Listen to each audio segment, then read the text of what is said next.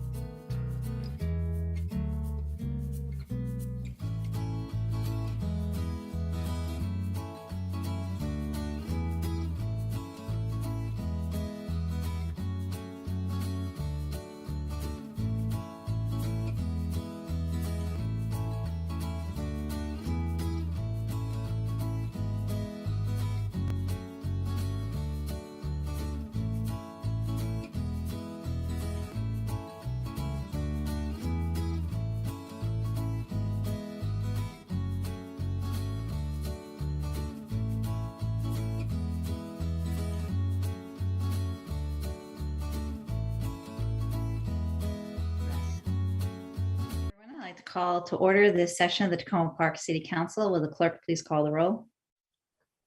Mayor Stewart, Here. Councilmember Kovar, Here. Councilmember Dabala, Present. Councilmember Costick, Here. Councilmember Siemens, Present. Councilmember Smith, Here. Councilmember Searcy, Here. Terrific. All right. Our first order of business tonight is that we have two of our commissioners from our Ethics Commission online, and we're going to, I'm looking at the city clerk. Is that true or no? Well, How about we wait and I will run through the upcoming agenda items that we have. Yes. And then maybe we'll see if we have the two commissioners to be sworn in. okay. Okay. Let's see. Next week is February 9th.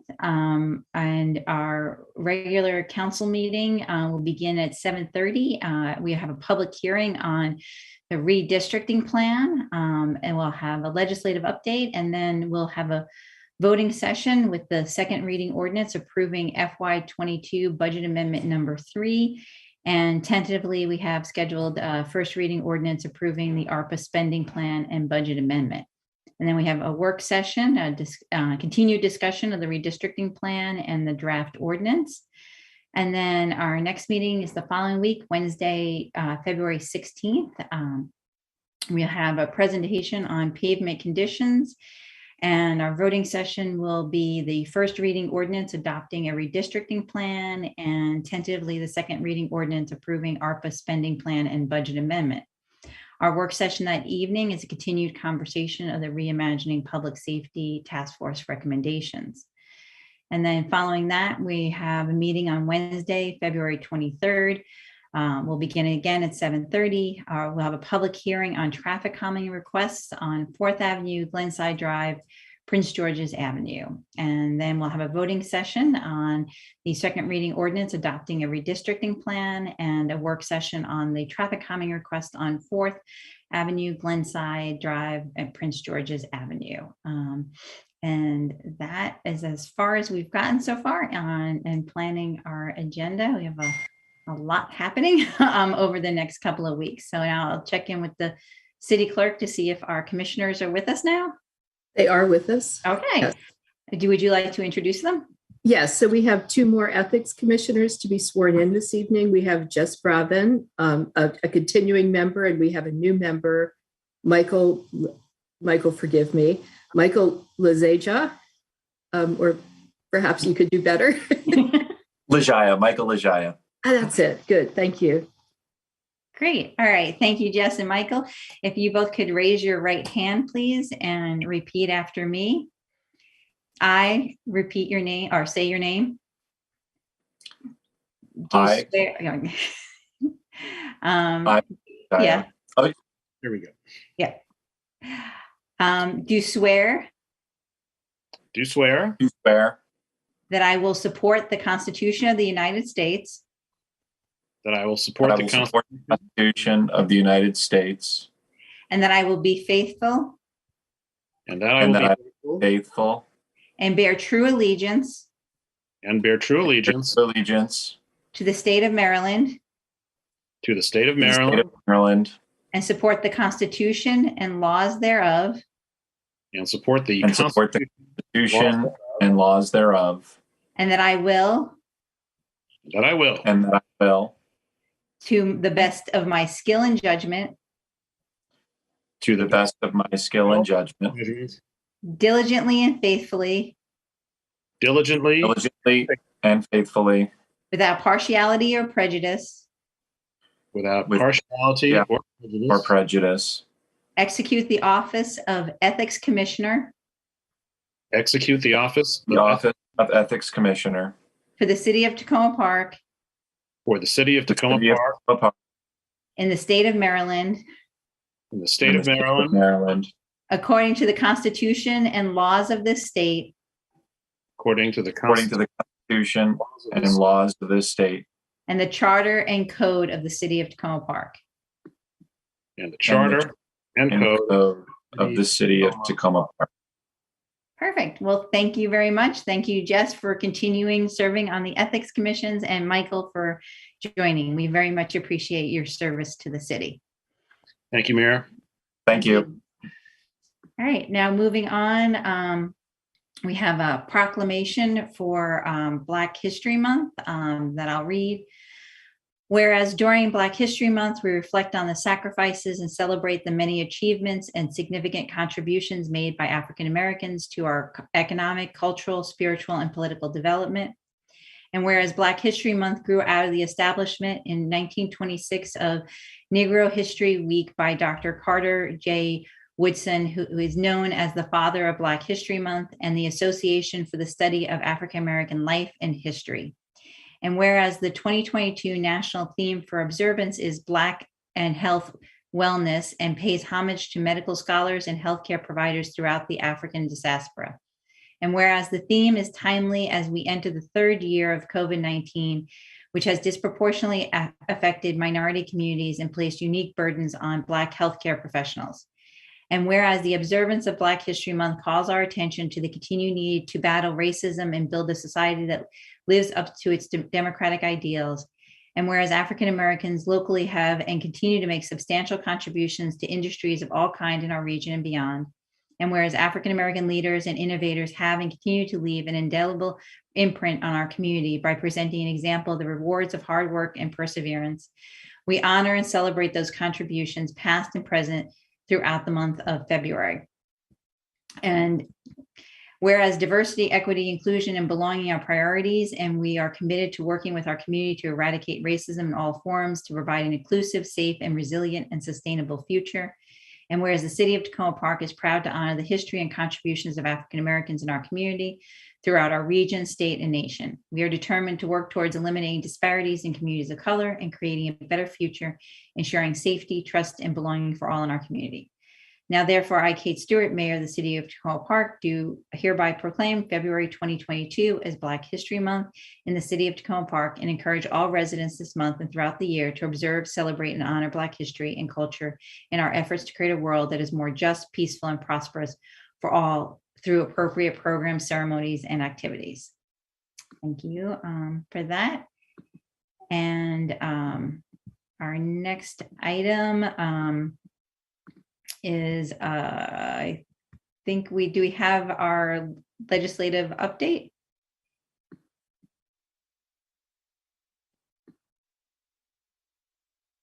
There's Suhani. Or do Hey we- everyone, how's it going? Good. Hi folks, I'm sorry. That's okay. A timer went off. Ann Seagut with Public Policy Partners, joined by Suhani Chitalia. Just to let folks know that we're getting really close to the introduction deadline for bills. And I think last week I don't remember. I think I reported dates and I think I was incorrect. This coming Monday and then next Friday are the deadlines. So we are still on track to see several hundred bills being introduced in the next week and a half. So I did want to say that, so just within the last couple of days, the big climate solutions now bills have been introduced.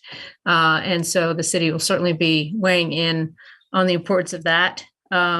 Delegate Lori Charkoudian's bill on pedestrian safety has been introduced. We will be weighing in on that. We are waiting. I talked to Delegate Janelle Wilkins earlier today, and she should be dropping her Just Cause bill tomorrow. So we'll see that in a couple of days. And there are very many other things that the city is taking a look at. And we'll be weighing in on a number of some of the other priorities are still yet to come, but we are, continuing to monitor and weigh in on quite a number of things. Great. Thank you. Does council have any questions or anything? Yeah, I have a question. Do you have any update on Delegate Carr's bill MC 1-22? I know it just passed the Montgomery County House delegation. I don't have that number in front of me. Which bill is that? What's the topic? Broadband equity. Mhm. Yes. It's MC 1-22. Right. So that will get introduced as a formal bill. I am aware that the Montgomery County Housing Alliance does support that bill. I did check in with them about amendments to the bill. I don't know exactly what the amendments do, but I know that they are fine with the amendments. So I believe when we see that, we will weigh in on it and make sure that it's something that we can, unless there are any objections or something, that we'll be supporting that. If there's an opportunity to testify, let me know. Thank you. Absolutely. Okay, Councilwoman Searcy. Thank you so much. And so a couple quick points. Have there been any discussions around, I know the infrastructure package, the Build Back Better, includes a lot of things. That includes broadband access and capacity increasing, lots of revenues, lots of grants, lots of money that'll be made available. Are folks talking at all in Annapolis about trying to have bills that align with some of those priorities to make sure that those resources kind of go where they need to go when the state gets them? Have you all heard anything like that? So I will say that I think that there is, there are a lot of discussions about where money should go, state money and federal money. I think that where in the budget analyses that have just started being, done and released and some of the budget hearings starting. I think that the Department of Legislative Services is very much paying attention to making sure to incorporate into their analyses what's going on with how the federal dollars are being impacted or how they impact, how they're being spent, where they know they're being spent. And I think that's been an issue with all kinds of federal dollars these last couple of years, and the transparency and the timing of when the legislature or the public knows about how money's being spent. So yes, the conversations are happening.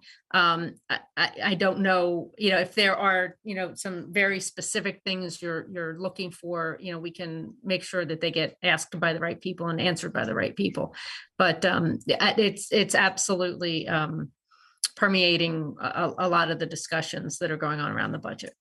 Yeah, I'm really interested in what we may see. I know Delegate Charkoudian is working magic around 988 or any kind of mental health crisis hotline. So making sure that we can kind of keep taps on that. Like Councilmember Smith, the broadband access and capacity, I think there likely to be some movement there just because there's probably going to be a lot of money that comes through to kind of increase those capacities.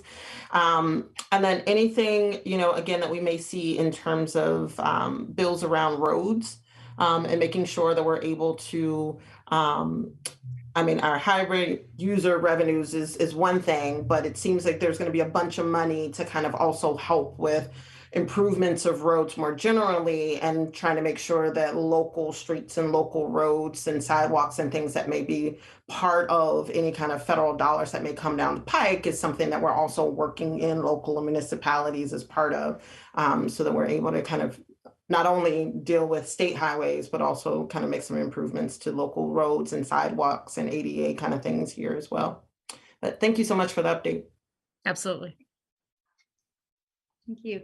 And just a reminder that we meet as a subcommittee of the council, myself, Councilmember Kovar, and Dabala, each Wednesday morning with Ann and Suhani. So if there are bills or things that you want information on, we can send us an email and we can make sure to discuss that on Wednesday mornings. All right. Now, thank you, Ann and Suhani. Appreciate you joining us this evening. Now we will go to public comments tonight, and we do have a voting item this evening. It's a first reading ordinance approving FY22 budget amendment number 3. And I had Denise Jones as no. No, Mayor Stewart, that was a mistake. So everyone is commenting on other matters. Okay. Do I still have Ms. Jones starting us? Sure. Okay. There you go. You're up. So I only have 3 minutes. I'm speaking extemporaneously, but I really want to speak to the proposal to use ARPA funds, if I understand correctly, $2 million over the next couple of years for the Maple Avenue redevelopment, if you will. I participated in one of the community meetings. I don't think there were more than 10 of us, maybe 12 of us on the Zoom call. And I got the impression almost that it was a decision that was already made that we're going to redo Maple Avenue. And I was, I brought up some concerns I'm still very concerned about, that the 1,000 or so families that are on Maple Avenue are being their needs are not being prioritized. Maple Avenue obviously has the upper end that is single family homes, and the lower end of the Maple Avenue, the big wide boulevard of Maple Avenue has 1,000 families more, and there are 135 in my building alone. And I am concerned about the parking and this prioritizing of, pedestrians, bicyclists, and transit users to provide safer, more convenient, and more comfortable travel for all roadway users. And frankly, if I may speak frankly, I just see this as yet one more effort by the single family home dwellers who are mostly white and wealthy and wealthier than the apartment dwellers for certain in Tacoma Park, determining what should happen for their comfort and benefit. And the rest of you just fall in line and figure out how to deal with it. Parking on the street can be a challenge for some people. It is unusual here in Tacoma Park, and a very good thing, that commercial vehicles can be parked on the street. Many towns don't allow that. I don't want to see that taken away for a dedicated bike lane on a huge boulevard for folks who want to come down the hill and go to Sligo Creek Park and bike. You want to redo the sidewalks? Sure. But I just don't see taking away parking spaces and making life more difficult for people who live on Maple Avenue. So I wanted to lend my voice tonight, and I really don't think the $2 million is necessary for this effort is necessarily a good way to spend the ARPA funds. And I really do wish that there had been a better opportunity for more community input. I would have liked to have seen focus groups with people who live on Maple Avenue for them to share with council members and each other what are the challenges that they would have with some of the changes that were coming down the pike. Thank you, Ms. It Jones. almost seemed like a fait accompli. I know, my 3 minutes. Thanks Thanks for listening. Thank you for It's coming. important. Thank you. Great. Great. Next, we have Susie Stimler. Is that correct? Yeah. That's correct. Thank you. I'm Susie Stimler. I live on Conway Avenue. Mayor and council members, as you continue discussion tonight of the Tacoma Park redistricting plan, I thank you for the opportunity to present this request on behalf of myself and 35 other voting age members of my Forest Park community. We ask that you revise option A to keep our community intact and in Ward 2. The initial set of 5 maps that were presented in fall 2021 preserved our community. However, option A, presented January 2022, divides our neighborhood between wards 2 and 3. All of the even side of Conway Avenue, 6701 to 6713 of the odd side of Conway Avenue, the even side of the 6700 block of Prince George's Avenue, the odd side of the 400 block of Belford Place, and 401 Circle Avenue would be moved to the new Ward 3. Tacoma Park City Charter, General Powers of the Council, Section 41B, Ward Redistricting states, ward boundaries shall, to the extent practical, recognize natural boundaries. In addition, the criteria for redistricting adopted by the City Council include districts should preserve the use of existing administrative and natural boundaries, and districts should preserve communities of interest if possible. Our neighborhood is naturally bounded to the southeast by New Hampshire Avenue and to the southwest by Dorothy's Woods, the Washington McLaughlin School property, and the stream that originates in Dorothy's Woods flows behind the even side of Conway Avenue and joins with Tacoma Branch after New Hampshire Avenue. Administratively, we are in the same permit area parking zone 5, and we're on the same police beat. This neighborhood was built as a community in the 1940s. Together, it became annexed to the city of Tacoma Park in 1995, and together it voted to join Montgomery County during unification. Our community has worked together on traffic calming measures. We hold block parties. We belong to the same listserv, and our children share the same bus stop at Forest Park. We are a community, and we would like to stay together. So we respectfully request that you modify option A to preserve our community by including the affected blocks of Conway Avenue, Belford Place, and Prince George's Avenue in Ward 2. Thank you for your time. Thank you. Thank you very much. Next, we have Seth Grimes. Good evening. I'm Seth Grimes, 7300 Willow Avenue, Ward 1. I I signed up with two topics in mind, and I'll comment on a third based on Ms. Stimler's comment, which is quickly, I will hope that you include Darwin Avenue per the request of the residents with the rest of Hodges Heights in the new district.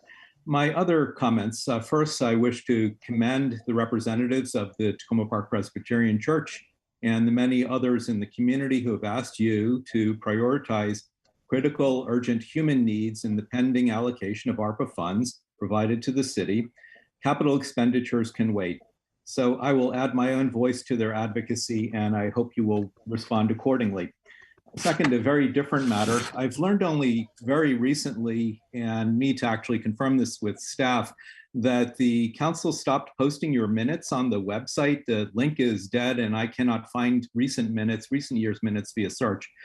This is not an academic question for me. I actually went to the website to look for past council minutes this last week because I'm looking into change in Tacoma Park City Police traffic enforcement policies, which are commendable, of course. So this is not an academic concern.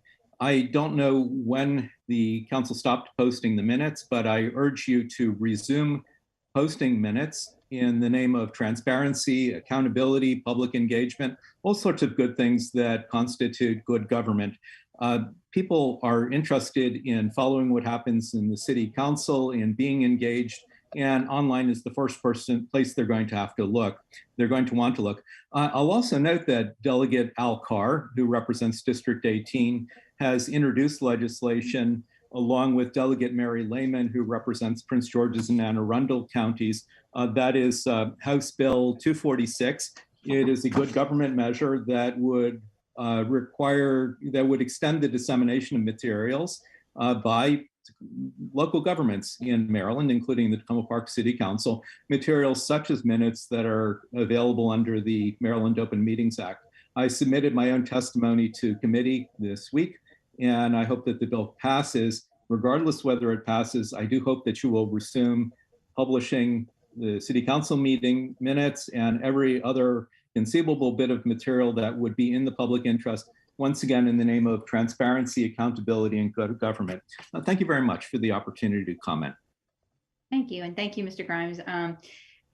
I don't know why the minutes are not up on the website. There was never any council action to say we should not have minutes up on the city website. I asked that staff look into that immediately and that we receive by tomorrow a notice of why the minutes are no longer up on the city website or accessible. This is news to me. I was unaware of that, and thank you for bringing it to our attention.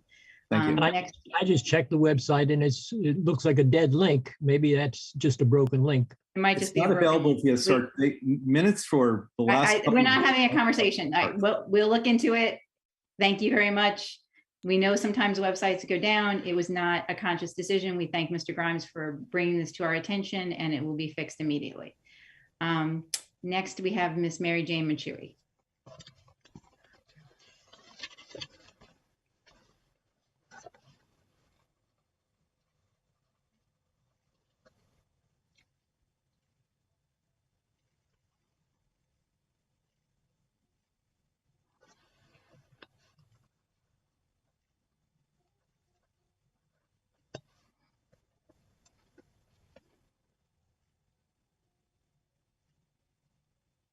I guess. Mhm. Okay, I'm on my iMac, not my. Mary Jane, can you hear me now? Yes, we can. Mary Jane Machuey, 404 Boyd Avenue, Ward 2. I think I'm one of the only 2 low-income white people on Boyd Avenue. The rest of us, all the ones who've been there the longest, are Black families who are struggling. That's why I would like to have reparations for lower income Black people, everyone, no matter where they live. I don't like the idea of just helping one group on Maple Avenue or one on Boyd Avenue. I think all the people making under $60,000 a year who were born here and were subjected to the racism here should get reparations, no strings attached. And that would include my son, so I'm looking out for my own too. But also, I would like to say that desperately needs to be housing for people like my son. He's making less than $18,000 a year as low income doorman job. Raise your hand if you would like your only child to be making $17,000 a year as a doorman when they're 37 years old. It's really, really, really bad. Okay, he's not some people even give him pennies for tips. I mean, he's treated like crap. I hate to use the word, like he's stupid. Anyways, so I would like to have help people like him. I don't know what's going to happen when I die, and I'm having a hard time. We have a very small 2-bedroom, 1-bathroom house, and we're sharing it with him, and it's not healthy. He's not thriving. He should be more independent, but I can't afford for $17,000 a year. He can't afford anybody to live anywhere, and he needs assistance too. He can't just get Section 8. And Section 8, you know what? It's over a 3-year waiting list for Section 8. You all don't seem to know it. You seem to just act like it's, oh, anybody can just get it and snap your fingers. It's not that easy. It's very difficult. And it wasn't for Janelle Wilkins, my ex-husband probably wouldn't even have his apartment, because she stepped in, because they lied to both of us. They said there wasn't anything available when there was. And so me and her had to intervene for him. And anyways, thank you very much. And I am saddened about what's happening to the historical Black colleges. And I really wish it would stop. And I'm really saddened about how race relations are in this country. And thank you very much. Thank you, Ms. Machui. Thank you for joining us tonight. Next, we have Sue Miller.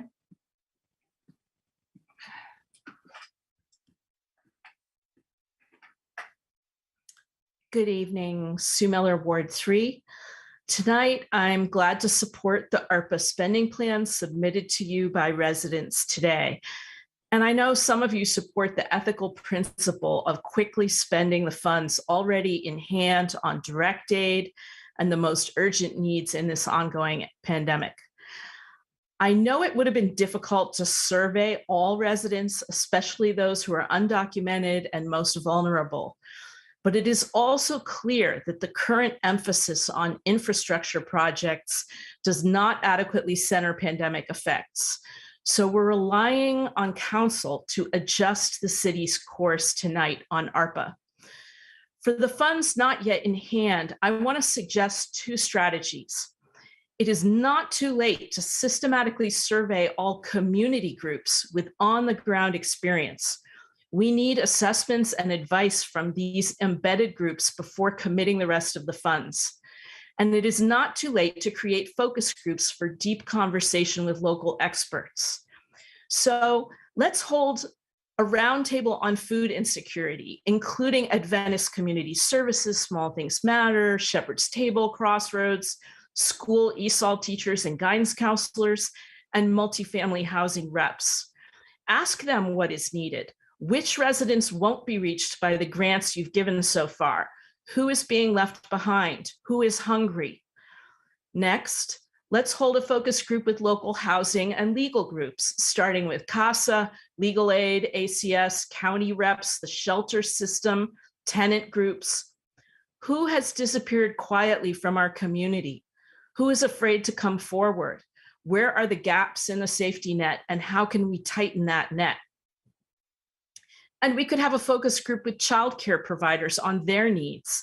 They're essential workers, hard hit by the pandemic and chronically underpaid.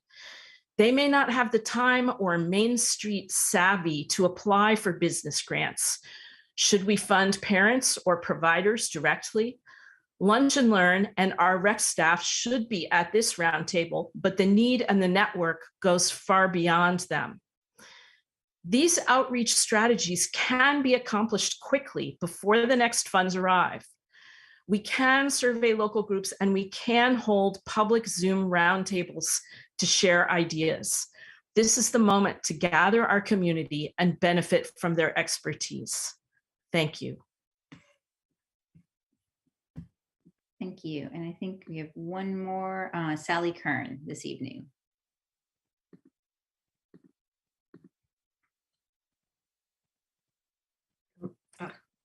Okay, great. Thank you. Sally Hours Kern, Ward 2. I have a few comments on redistricting. Do you plan to follow the city charter governance that mandates wards be, quote, compact in form and recognize natural boundaries, unquote? Why draw two wards which cross over main city arteries, like Ward 2 or Ward 3 crossing Carroll Avenue and Ward 2 crossing 410, instead of using them as natural boundaries? I'm confused as to how a bow tie shape can be interpreted as compact. I also don't understand why it's the council who will be voting on redistricting, since it will create a conflict of interest. Thank you.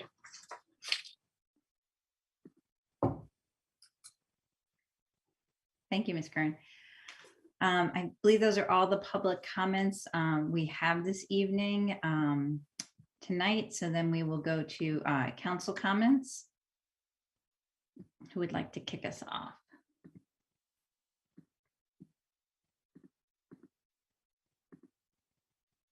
Councilmember Smith.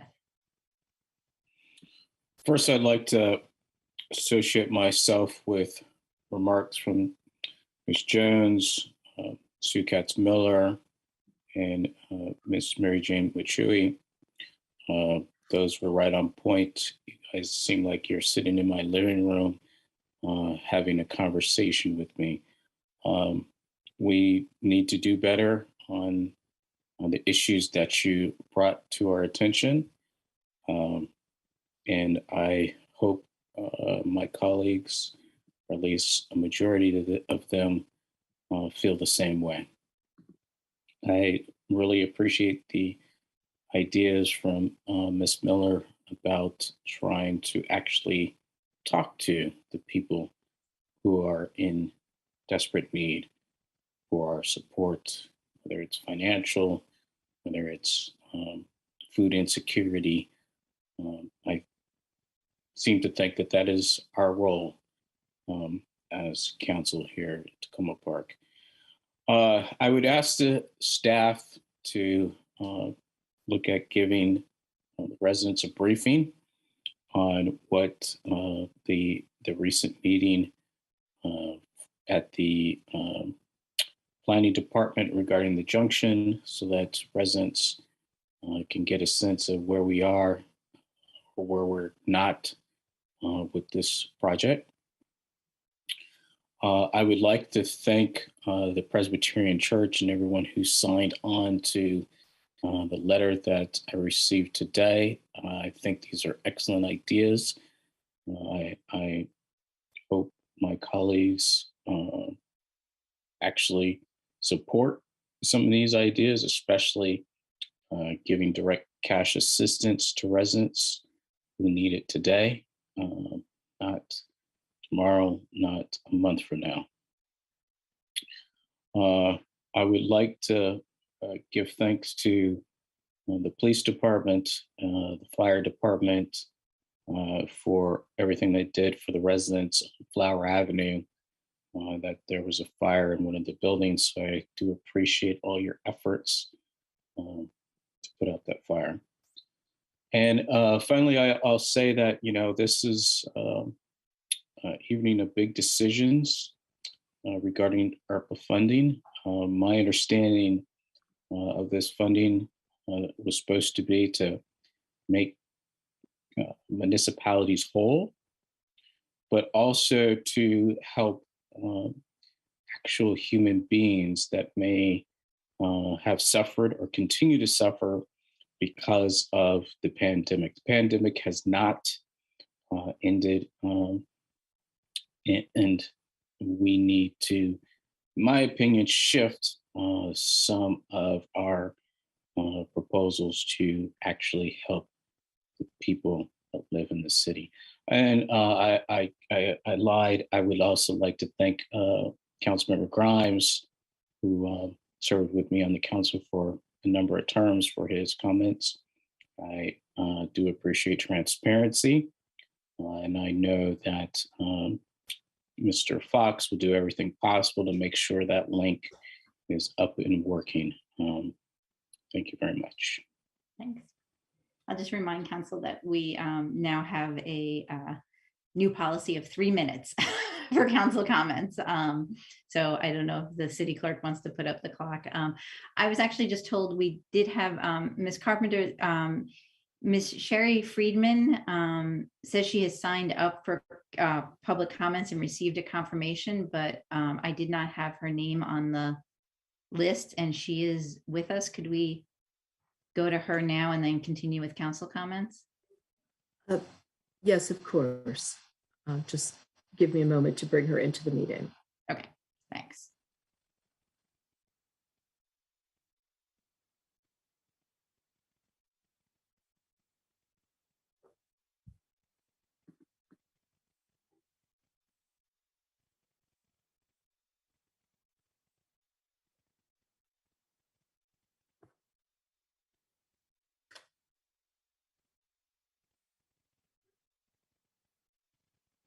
If it's taking a while, we can go to Councilman Costick for council comment. And then...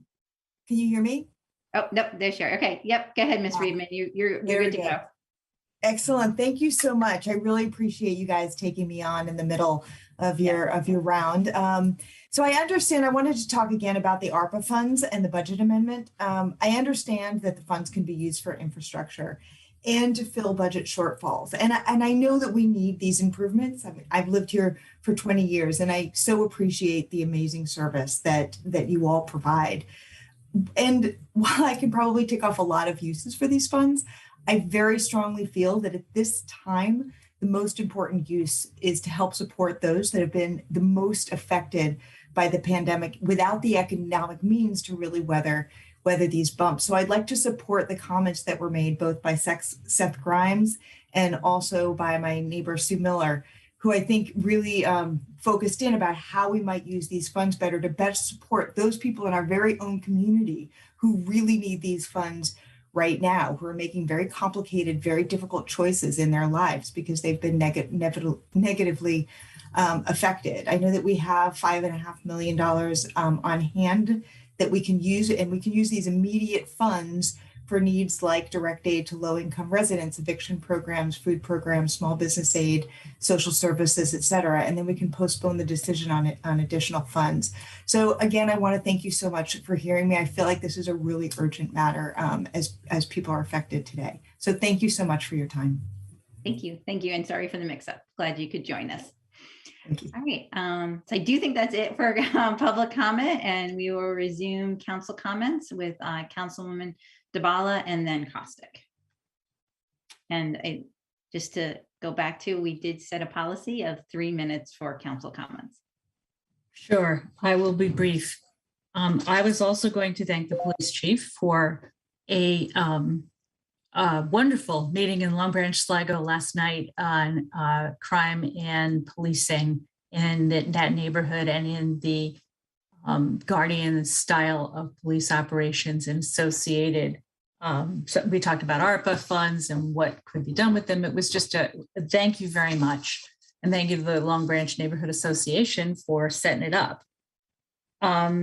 I also wanted to announce tomorrow night a redistrict, taking a cue from Councilmember Costick and Kovar, a redistricting meeting for Forest Park residents tomorrow night at 8 o'clock.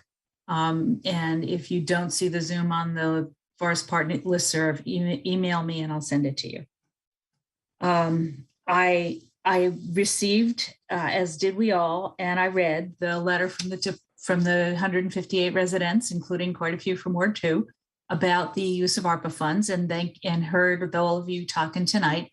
I think that a number of the ARPA projects that are listed address directly the concerns that you are raising. And I spilling my thunder for later, but I do think we should focus on the short and long-term needs of those most vulnerable, those most affected by by COVID. And thank you to the Ward 2 residents from Forest Park and Woodland who came tonight to speak on behalf of redistricting, and I will get back to both of you with some of the questions you raised.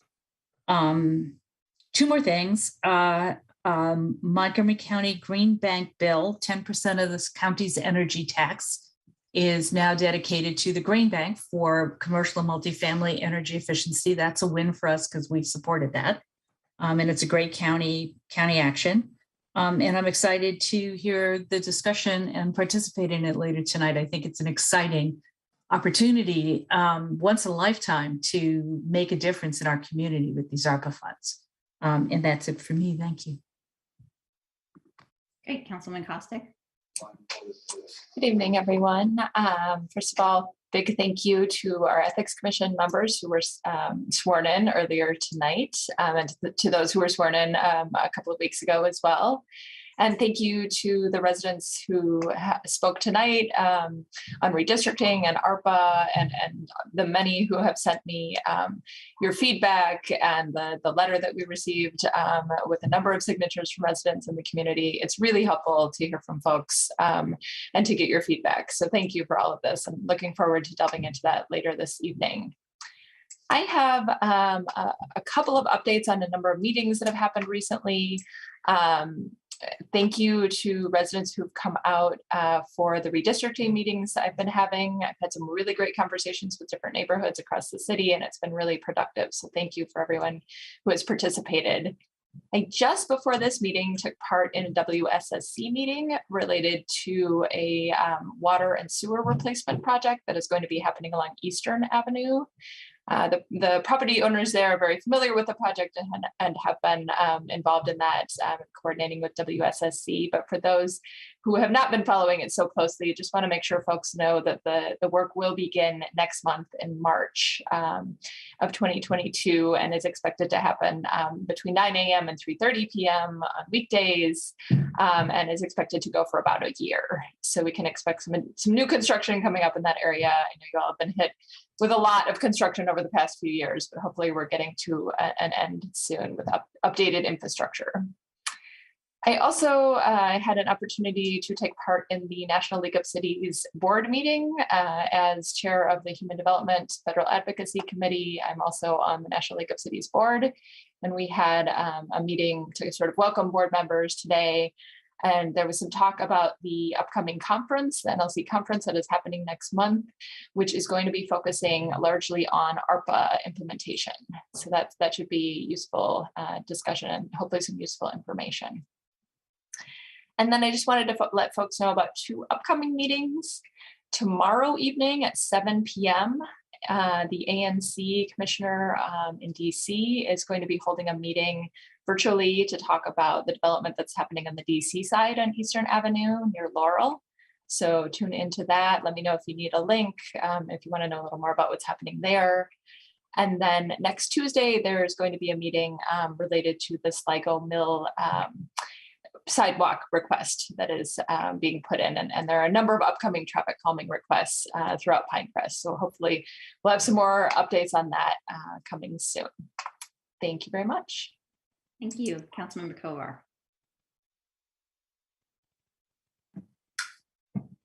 Thank you, Mayor. Appreciate it. And first, I do want to follow along with what my colleagues have mentioned and thank the residents who spoke up during public comment period, specifically on ARPA and the use of those funds, and also to acknowledge the letter that was coordinated by the Presbyterian Church and signed by well over 100 people. And there were several dozen who signed from Ward 1, so I appreciate that. And I do agree that we should prioritize in our decisions on ARPA direct assistance for those who have been affected negatively by COVID or who are at risk for that. I don't think that means we don't do any infrastructure or other kinds of long-term investments, but I think, to me, adjusting it more toward the former, particularly at the beginning, and maybe taking a little bit longer to figure out some of the details on a few of the other projects makes sense. So that's what I'll certainly be talking about more when we get into that. this evening. I did want to mention just a couple of other things. One, Councilmember Costa mentioned this meeting tomorrow, and I think it would be of interest to a number of people in Ward 1 as well. Just to be clear, the development that we're talking about is the one right across from the Adventist Church in Old Town and kind of catty-cornered from the Pizza Movers. And there are the two large buildings. They were formerly occupied by Strayer College and EF Language School. So it's a big stretch. It's all in the District of Columbia, but it's literally right on our doorstep. And that development will affect us both in terms of how it looks when it's done, and people who live there, we welcome them to be around Tacoma Park, but there will be traffic and construction issues to contend with as well. So that'll be an opportunity you can check my blog for this week on how to register for that, to ask questions. On Tuesday, there will be a meeting, one of the updates from Montgomery College, the periodic update forums that they do on the project, the building of the new Mass Science building over there. And it sounds as if they've gotten to the point where the next step in the process will be the concrete installation. That could change a little bit the pattern of the work that's done over there. So I think it's, for those who live nearby or care about, that would be an important thing to participate in. Again, you can get the information from my blog, but it starts at 6 o'clock on Tuesday. And I just want to say, I do appreciate Seth Grimes' point about the minutes. Others have already mentioned that. He and I had a brief electronic exchange prior to the meeting, and there wasn't enough time at that point to get to the bottom of it, but I think it's clearly something that we do need to figure out. And thanks again for the opportunity to speak now. Councilman Searcy.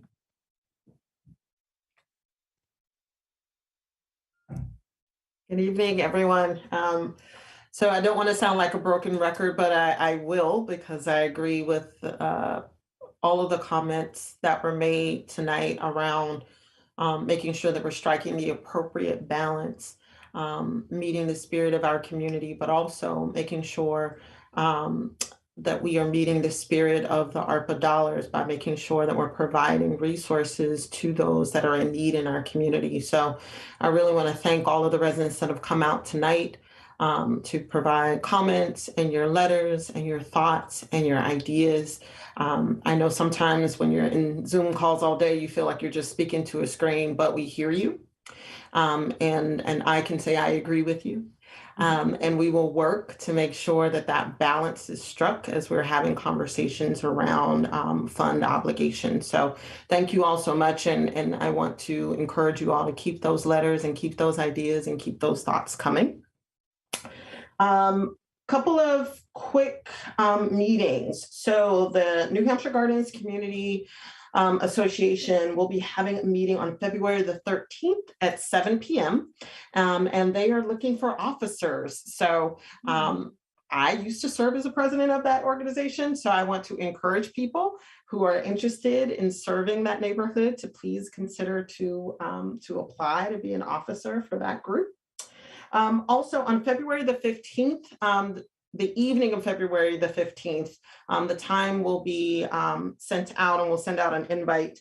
But Department of Public Works and myself, along with the residents that live in the Kentland and Hopewell neighborhood, will be discussing the designs for the sidewalk project and traffic calming that will be starting hopefully once the weather breaks in that community. So please just keep an eye out for the listserv, and we'll send that Zoom invite, but just want to make sure that folks know that we are planning that meeting for the February the 15th, the evening of the 15th. And I think that is it. Man, this clock is awesome. I mean, it forces me to get to the point. But thank you all so much. I appreciate it. Great. Thank you, Councilman Searcy. I just have a couple of updates. One, wanted to say to everyone who celebrates the Chinese New Year, Happy New Year this week. Second, as we did the proclamation for Black History Month, I wanted to lift up for everyone things that the Montgomery Blair High School students who do Sankofa. This year, they're not doing it in person, unfortunately, but they're doing this wonderful project that started yesterday, and they are going to release daily online celebratory recorded performances that elevate Black communities and center the cultural heritage of people of African descent. The format will replace, as I said, the traditional in-person performances, but it's wonderful. I can share the link with everyone. This year's theme is Crossroads.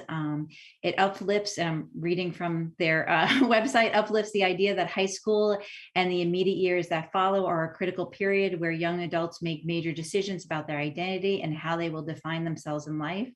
Historically, Black colleges and universities play an integral role in this journey, and for so many, and we gladly focus on these institutions and their alumni this year. Recent news of bomb threats at several HBCUs across the country provide a solemn reminder of the significance and influence of these institutions.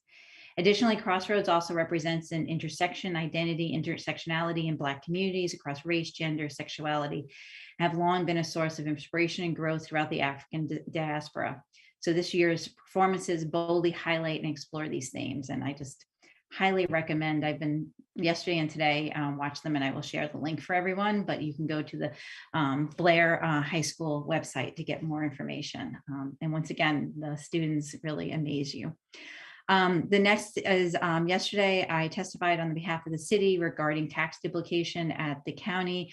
And I think 2022 is going to be the year that we're going to actually see some movement on this. Tomorrow, I'm testifying on HB 254, the State Highway Administration Pedestrian and Bicyclist Fatalities Infrastructure Review, also called the Vision Zero Implementation Act of 2022. And I do want to thank our city clerk and Donna Wright, who've been working on updating the city website. Thank you, Ms. Miller, for your comments on that to make it easier to see where to register for comments and everything. And we would love even additional feedback when you get a chance to look at that. Yesterday, we had the chance with some of the city staff to tour Montgomery College, the Catherine and Isaiah Leggett Math and Science Building, and the progress that's going on there. It was really terrific, and looking forward to that building. And just want to thank Ms. Jones for her comments tonight, and I very much agree and was planning on talking about that this evening. So thank you. I'll reserve my rest of my comments for later. All right, City Manager. Thank you, Madam Mayor and members of council. Just a few items this evening. I first want to acknowledge this is the Chinese New Year. It's the year of the tiger. To be brave, confident, and competitive. Secondly, I want to acknowledge Black History Month. This is the time when we celebrate the contributions and achievements of Black and African Americans have made in our country and throughout history. There are many events, and the mayor alluded to some of our high school students in the area, but in the DMV region, there are a lot of events to celebrate and acknowledge Black History Month, from supporting Black-owned businesses to several film series and art exhibits. Speaking of art exhibits, right here in the city of Tacoma Park, in Memorial Park, you'll find a new commission banner celebrating women's power and diversity. This banner features a Black woman who launched her singing career in her hometown of Baltimore, Maryland. The banner is Baltimore's R&B singer, Alton McLean Scarborough. Through our Arts and Humanities Division and our Housing and Community Development Department, we continue to not only stay committed to our racial equity goals, but also lift up those who made a difference through the use of public art. And I'd like to commend Brendan and as well as all members of HCD continuing to lift up that work. I also want to thank the mayor for including staff and I on her tour of Montgomery College Science Building that's under construction. Also want to thank the leadership, staff, and students who not only welcome us, but also are great ambassadors of the college, and really looking forward to strengthen our partnership with the college, and especially the students. The other item, I just want to respond, Councilmember Smith spoke about briefing. I would say just on the Tacoma Junction project status, the planning board issued a denial with respect to the project this past week on the 27th of January. The main basis of the denial was focused on SHA not approving the lay-by or any other necessary permits for that project.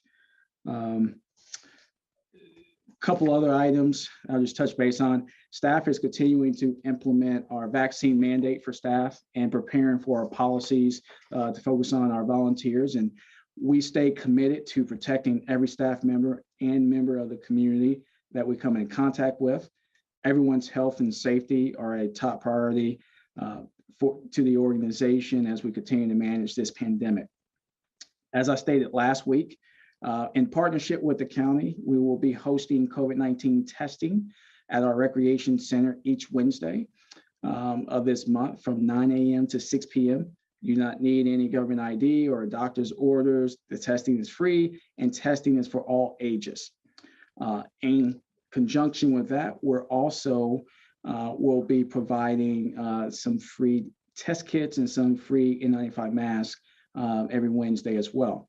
We just received our second delivery of N95 masks and rapid test kits from the county, and we will be working to distribute those supplies as quickly and equitably as possible.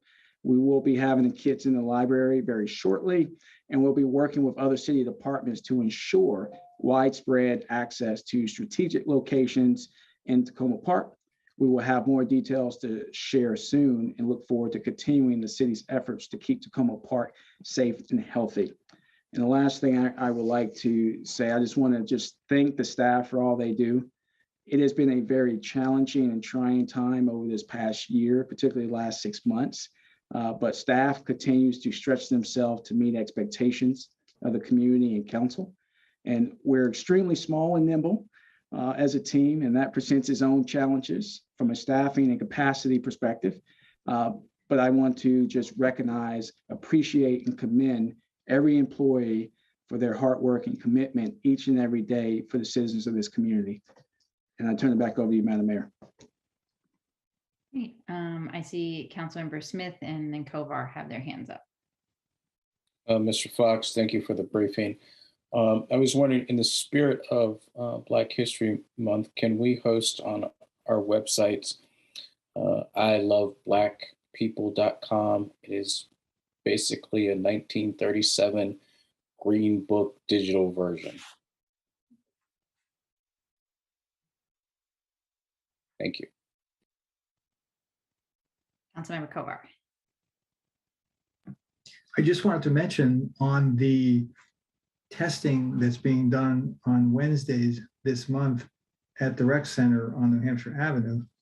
And my wife and I had occasion to go there to be tested this morning because we had traveled this past weekend and just wanted to be sure. And it's a great setup. There wasn't a long line there. And so I really do urge anyone who's curious, you don't have to make an appointment in advance. We walked right in. We were there maybe 15, 20 minutes total. And it works well, and the volunteers, mainly from the county, are great. So please do consider doing that if you need to be tested. Great. Awesome. All right. We will now move on to our voting session. The first is our only thing tonight is our first reading ordinance approving the FY22 budget amendment number 3. We had a work session on this last week. I do not believe there were any changes to it. So would someone like to move the ordinance? Councilwoman Searcy moved, Councilman Costick second. Any comments, questions? Seeing none, will the clerk call the vote? Councilmember Kovar. Aye. Councilmember Dabala. Yes. Councilmember Costick. Yes. Councilmember Siemens. Aye. Councilmember Smith. Yes. Councilmember Searcy. Aye. Mayor Stewart. Yes. All right, now we have 2 work sessions this evening. One is on looking at reconciliation on the American Rescue Plan Act spending plan. And then we have a discussion of redistricting. Before we turn over to our Deputy City Manager, Ms. Clark, to take this through this, Councilman Searcy was going to give us just a quick update on where we are on the Reimagining Public Safety Task Force, because I know some people who wrote us had questions about where that is vis-a-vis some of the things we're funding in the ARPA spending plan. So, Councilman Searcy. Okay. Thank you so much, Mayor. So a subcommittee, the mayor, myself, and Councilmember Siemens have met, and we've gone through all of the 50 recommendations and come up with 5 core themes around which we would like to talk with the council about. And then from there, we've also identified activities that are happening to date that we are aware of, and where potential gaps may be in terms of activities that are needed in order to discuss and potentially implement recommendations that were proposed. There were a few core areas that are a part of the Public Safety Task Force recommendations, to which the spirit of those recommendations are being addressed through how we are talking through ARPA dollars. So for example, the Public Safety Task Force recommended that we provide more resources for recreation scholarships, and that's something that we're talking about now. The Public Safety Task Force recommended that we provide or identify ways to bring mental health services into the community. That is something that we are discussing now. The Public Safety Task Force recommended a number of upgrades to our website and ways in which we communicate to the public at large. And those are also aspects of what we're talking about using the ARPA dollars for. There were aspects of the atrium fill-in that were brought up during the Public Safety Task Force recommendations. I just want to remind folks that the task force was split. There were some that did not want that project to move forward, but there were others that acknowledged that these quarters or the space for not just the officers, but the ability to use that space at large may be limiting. So that is also a component of the recommendations that were made. So I just wanted to kind of provide people with that quick summary. And we are planning to come back to the full council. We're meeting with staff to just make sure that we're all on the same page in terms of activities that are happening and things that could be done to address potential gaps. But the ARPA dollars are still at the forefront of implementing a number of the key recommendations that were included in that report. So that's a quick summary, but happy to address any questions that folks might have. Okay, thank you very much, Councilwoman Searcy. Okay, so now I think, am I turning it over to our Deputy City Manager? Is that correct? And Ms. Clark, before I turn it over to you, I just want to say first, thank you very much to Ms. Clark and to all our staff for answering our questions, getting us a good deal of information as we are going through this. I know staff has put a ton of work into thinking through what's the best way to spend these ARPA dollars. So tonight we're going to go through this chart. Ms. Clark's going to take us through it, but I just wanted to say thank you for all the work that's been done and look forward to continuing digging in this evening. Great. Thank you, Mayor Stewart, and good evening, council members. We're looking forward to the discussion this evening. I'll be assisted by Dan Powers, who will be running the actual reconciliation sheet for us this evening. We did do some legwork ahead of time in terms of trying to find general areas of agreement between council members just to kick the discussion off. So we'll start with kind of the items that have a lot of agreement and then move into the items that will require a lot of discussion. So Dan, if you want to share the reconciliation sheet, we'll give a demonstration one more time just so both council and the public are familiar with how it works this evening. So as you can see, over the past few months, staff worked very hard on the staff recommended spending plan, and we have the totals and the projects that were in that plan listed in the first column there, staff recommended total. And the purpose of this evening's reconciliation session is to decide the final totals and which projects will make it into the final spending plan, which will be recorded in the council totals column right next to the staff recommended column. And of course, if new projects need to be added in, those can go at the bottom. The list of projects is color coded according to the areas of agreement. Several council members were able to send us their breakdowns of projects where they, on a spectrum of, feeling very supportive to feeling less supportive. They gave us a general sense of that. So again, we've color coded that just to kick the discussion off and kind of give us a leg up in the discussion. So the dark green projects are projects where there was a lot of agreement among council members. Then the light green projects are where most council members were supportive. There might be an adjustment to the amount. The yellow coding is where council members wanted to discuss it more. And then the red items are where there's maybe some disagreement. So again, we'll start with the green and then move to the red. And as Dan updates the council totals column, you'll see a change in expenditures. Dan, do you want to just show people, if you zero out, for example, emergency rental assistance, just so we can demonstrate that one more time? Sure. So if I set this to 0, the visualization updates on the right, removing it, this column shows the change from the staff recommended total, and then up top, the amount that's been allocated out of the 13.5 million changes to reflect the change in the council total, and the total remaining increases to also reflect that change. And similarly, can add new projects at the bottom as appropriate, depending on this discussion. Great, thanks, Dan. And the as Dan said, the visual on the right will update. It's actually known as a tree map, which we thought would be a good visual for Takoma Park.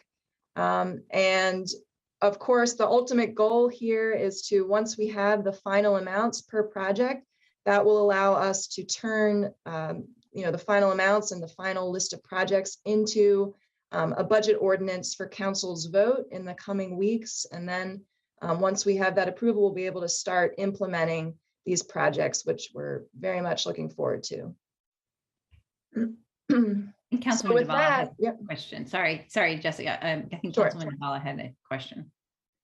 Yeah, before we start going through the table, 3 things. One is, could you make the table just a little bit bigger for those of us who are sitting a distance from our screen? So the order is, that was great, except it went away. The order is the same as the one you sent to us, but the colors are added. Correct. Okay, so that's number 1. Thank you for that. Number 2, I had sent around, just to remind everybody, a list of focusing statements about the different projects to make sure we're all on the same page about what the scope and audience for the specific projects are. And my question is, do we take that up now before we start talking money? Because that had been my original idea. Or do we take it up as we go project by project? As we go project by project. Okay, great. So then there I may have be questions on individual projects. People may want to increase amounts or other things, or specify, and we'll take that up as we take each project. Okay. And my third question is, as the mayor said, I really appreciate all the work that staff has done. For myself, there was no way I could absorb all the great information you sent us this afternoon. And so I understand that the goal is to come up with allocations. I respectfully offer that in my case, they might not be final until I have a chance to read the material you sent today, absorb it, and maybe come back next week for further discussion on a couple of topics. And I know that's not what we wanted to do, but I'm just feeling like you're not going to be able to go through all of that information tonight verbally, and you shouldn't have to, but I wasn't able to do it in the couple of hours allowed, and I bet I'm not the only one. So just a word of caution about that word final. Thank you. Sure. Yep. No, we realize there's no easy decisions here, and this is unprecedented for Tacoma Park, to have this amount of money and with such important intent. So absolutely want to make sure that you fully understand all the information provided. Great. Thank you. Councilmember Kovar. Thank you. Yes, and I would say, first of all, that I do agree with Councilmember Duval that there was a lot of great information that was sent just prior to this meeting, and that's not a complaint, but we weren't able to, or at least I wasn't able to absorb that all. And I don't view tonight as when final decisions we're going to be voting on that in upcoming meetings. The one question I had was in thinking through the different colors, essentially green, yellow, and red or pink. It's very possible we'll be in a situation where for some of these projects, we'd be looking for additional information that might not be available yet. And in addition, we may propose adding some new ones for which there might be more details needed. And so to me, for those reasons, and also because there is this interest, and one that I share, on trying to focus, at least initially, somewhat more, if not exclusively, on assistance for individuals and so on, that it feels to me like an appropriate way to do this would be in a staged way. And I could even imagine tentatively allocating potentially some of the ones in the categories that we're not sure about, but with the understanding that we need more information and would have to vote a bit later on down the road on those. And so I don't know when we would be making a decision about that type of approach, because I do worry a little bit if we just start going through all these and picking and choosing, and at the end, we've got some that we want and some that we don't, or some on which we want more information. How are we planning to package that together so that maybe there is a second executing vote on some of them, as opposed to trying to decide on them all tonight? And I recognize that was kind of a Councilmember Kovar, if I may Yeah. provide and see if staff and the rest of the council is okay with this. One of the things we were thinking about in terms of the color scheme, and we can put this in the ordinance that we'll review before we vote on it, is that tonight, and again, we're not making final decisions, but we're giving staff a sense of it so we can draft the ordinance. Green projects are ones that we're saying, yes, you can, we think this needs to move forward. We have enough information at this point, though obviously when we do the appropriation, it'll come back to staff. Move forward with the planning of this and go forth. And then red things are things that we are making the determination tonight that we do not believe ARPA dollars are appropriate for that purpose, and that they may be good projects, but we want to consider other funding sources for them. And then yellow are areas that, and if we still have yellow after tonight, we can put in the ordinance that those are places where, and again, we can work with staff in the next month or two, come back to us with more detailed plans, but we want to make sure that some amount of money is allocated in that area so it does not get spent on something else. So it's to enable staff to start planning and have a sense of how much money we're willing to allocate in that area, because it is very difficult, I think, for staff to plan things without having a sense from council what we're thinking of in terms of ARPA dollars. And I know, Ms. Clark, if I've put words in your mouth, but trying to think about, how to help us move this forward. Sure. I mean, yeah, I think that's an apt description. I think, again, having at least an initial temperature check on the full list of projects this evening would be helpful to move us closer towards, the final amounts, or at least, the projects that implementation can begin immediately. Okay, well, and to some extent, we'll have to see how it unfolds, but just to be clear on one other question, the fact that it's in red just on this form right now doesn't indicate that it's in the red category for good, right? We may be able to. No, that's say- what we are only doing that to help facilitate where we start the conversation. So That's all. red could become yellow before. the- Absolutely. Or in a yellow can become red. Yeah, okay, great, thank you. Councilmember Smith? So will we be doing straw votes on each of these line items? How will we decide? Or will we make any of these decisions tonight? Or are we just going to talk about these categories?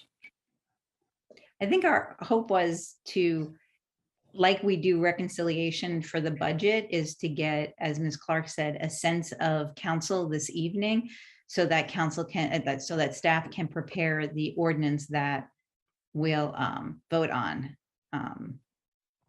potentially next week, or we'll have another work session to look at the ordinance and vote on it the next week. So I'll just maybe use as an example, the social service partnerships.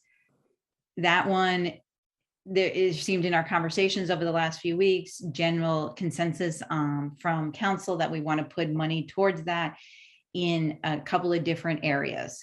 We'll have the conversation tonight, depending on where that goes. That will either, we can clarify that we want more information there, the amount of money we want there, and we can specify that in the ordinance. Or if a majority of council moves and no longer wants to fund the social service partnerships, then it's taken out. But just like we do our budgets, that all of those things will be enumerated in the ordinance.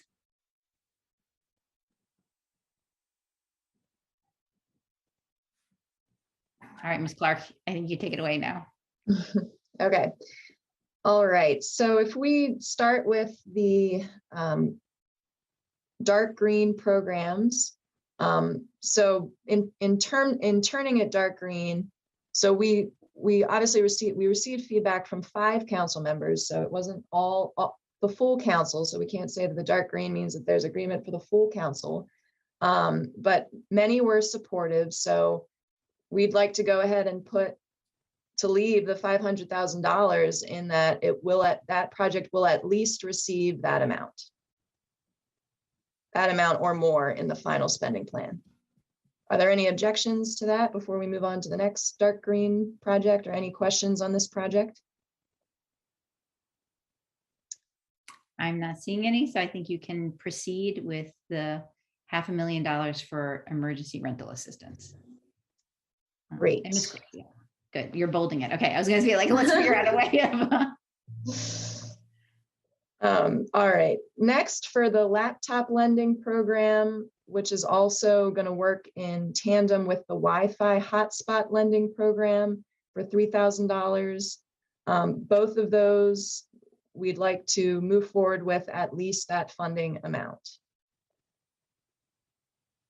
Any questions or objections to those projects? So how many laptops will the 11,000 provide? I can look that up for you momentarily.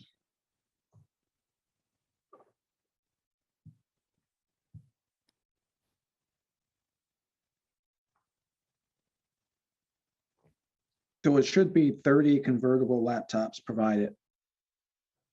Okay, and so I assume that you came up with that number because that's the demand from residents to use laptops. And have we considered what the demand is, or potentially could be, during the pandemic and with the library being closed? Correct. Yes, I mean, I believe Director Jones compared similar programs that other libraries are doing, as well, compared to our population size, as well as obviously recognition this is our first time doing this kind of program, so we're not sure how much demand we'll get right away. But yes, we have a general sense of the extent of internet access in the city. All right, I would like to see us increase that amount from $11,000 to $25,000.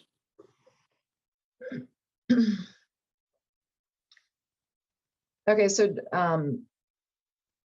is there a second, or should we do hand votes for any changes? Point of order, should we go through the greens and say at least this and then go back and see about adding money in so we can have a sense of how it all fits together?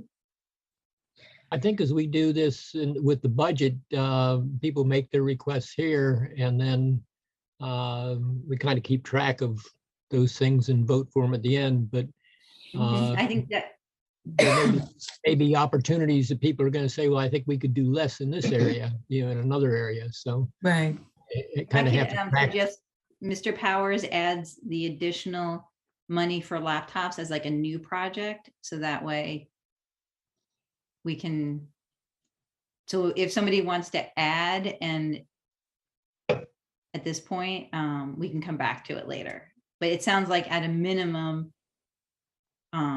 the money for the laptops is laptop lending program at $11,000 there's no objections to that. And Councilmember Smith would like to add an additional $14,000. And maybe if we added that as a new project, then we can see where we are and vote on that after we've initially gone through everything. Was that basically your suggestion, Councilmember Siemens? Exactly. And so that would be goal one, who would have another laptop thing, and that would be $14,000. Okay, yeah, and maybe we don't add that into the total yet, Dan. Or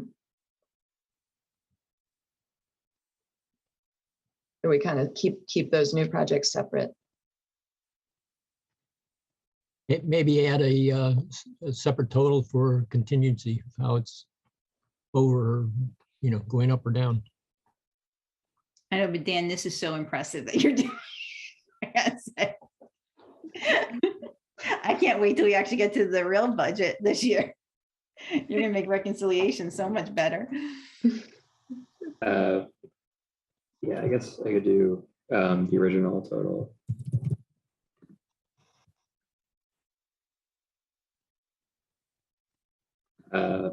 Yeah, I guess I can try to think of a way to calculate that quickly, but feel free to continue in the meantime. Okay, so we're tracking that, and we'll incorporate it into the spreadsheet. All right, for the next project, we have mental health crisis counselors for $600,000. A little bit like I'm on a game show. Is there at least a minimum support for that amount at a minimum? I see a Councilman Searcy's hand is up. So, and I apologize if this is part of the package that came forward. Youth mental health services, and whether or not there needs to be, I know that there was a proposal at one point for youth, and we wanted to follow up with the schools, and we know that recognize that that's an issue. So are we talking about incorporating youth aspects in this project, or we need to propose additional funds for youth mental health services? So I think if we were going to meaningfully do youth mental health services, there would need to be an increase to this project. I do know that we did, as you say, we did want to have more conversations with MCPS about what they are already providing and possible collaboration. It may be that these services are best provided through MCPS. But yeah. So if I can jump in, Councilman Searcy, we actually, as I mentioned last week, had that meeting with the principals, and they raised this. Thank you for raising it again. And the group of us that meets with Adventist Healthcare Services, as we're going through the thinking about their proposal on primary care, we actually did raise this and talk to them a little bit about their ideas on how to, they don't actually specialize in this area, but they gave us some ideas on some things to look into. And one of the things that I was going to raise tonight, we don't have to make a decision on it, was that we did have in this year's budget $60,000 for implementing the public safety task force recommendations. It was general, it wasn't actually allocated to anything because we weren't sure what the recommendations were when we were going through the budget last year. But I was going to propose that maybe we look at that $60,000 as something we could put towards mental health services for young people as we explore this with our local schools. I also see it as something separate from the crisis counselors because this may be focused more on wellness issues. And I talked to the city staff a little bit about it and would probably be more appropriately run out of the rec department or some department like that that is having more interactions with our local schools. Okay. Can we add just for right now a placeholder? Because $60,000, it sounds like a lot, but it's not. And this is a 5-year plan. And I don't know how we would be able to kind of, I don't know if we want to commingle funds for these types of projects, or if they need to cleanly be ARPA funds. It's like you can't mix general funds with ARPA dollars, but I would like to say, let's go ahead and put $50,000 as a placeholder for youth, and then we can kind of figure out what that's going to look like. Because again, this is a 5-year, and I just want to make sure that we have something on hold, at least for right now, until we can kind of see where the dust settles on other projects. Great. All right. Dan, if you could add that to the spreadsheet, 50,000 for youth mental health counseling.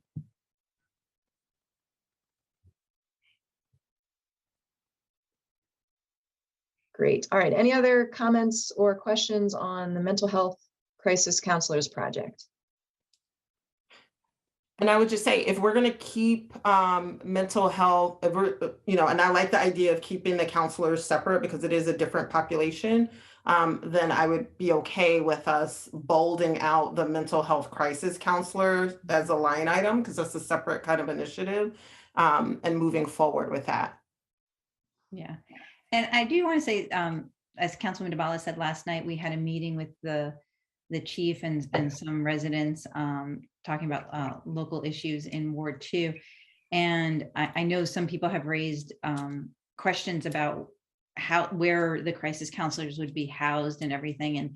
And one of the things that the chief mentioned was really thinking about this as a pilot because we're using ARPA dollars over the next couple of years. And given what the county is working on in terms of crisis intervention, and that our staff has been part of those conversations, that the longer term hope is that these would be crisis counselors that we would be working with the county and likely potentially not housed in the police department. But those are all things that are still being worked out. And from my point, I would like us to move forward and allocate this money as we're working out some of those details. But I do know members of the public have come to us and raised those questions. And so I just wanted to underscore that this is sort of this pilot project and looking at our own staff capacity right now.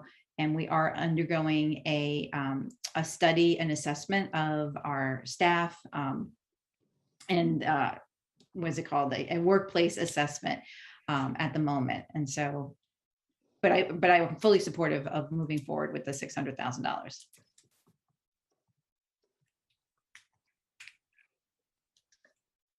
All right.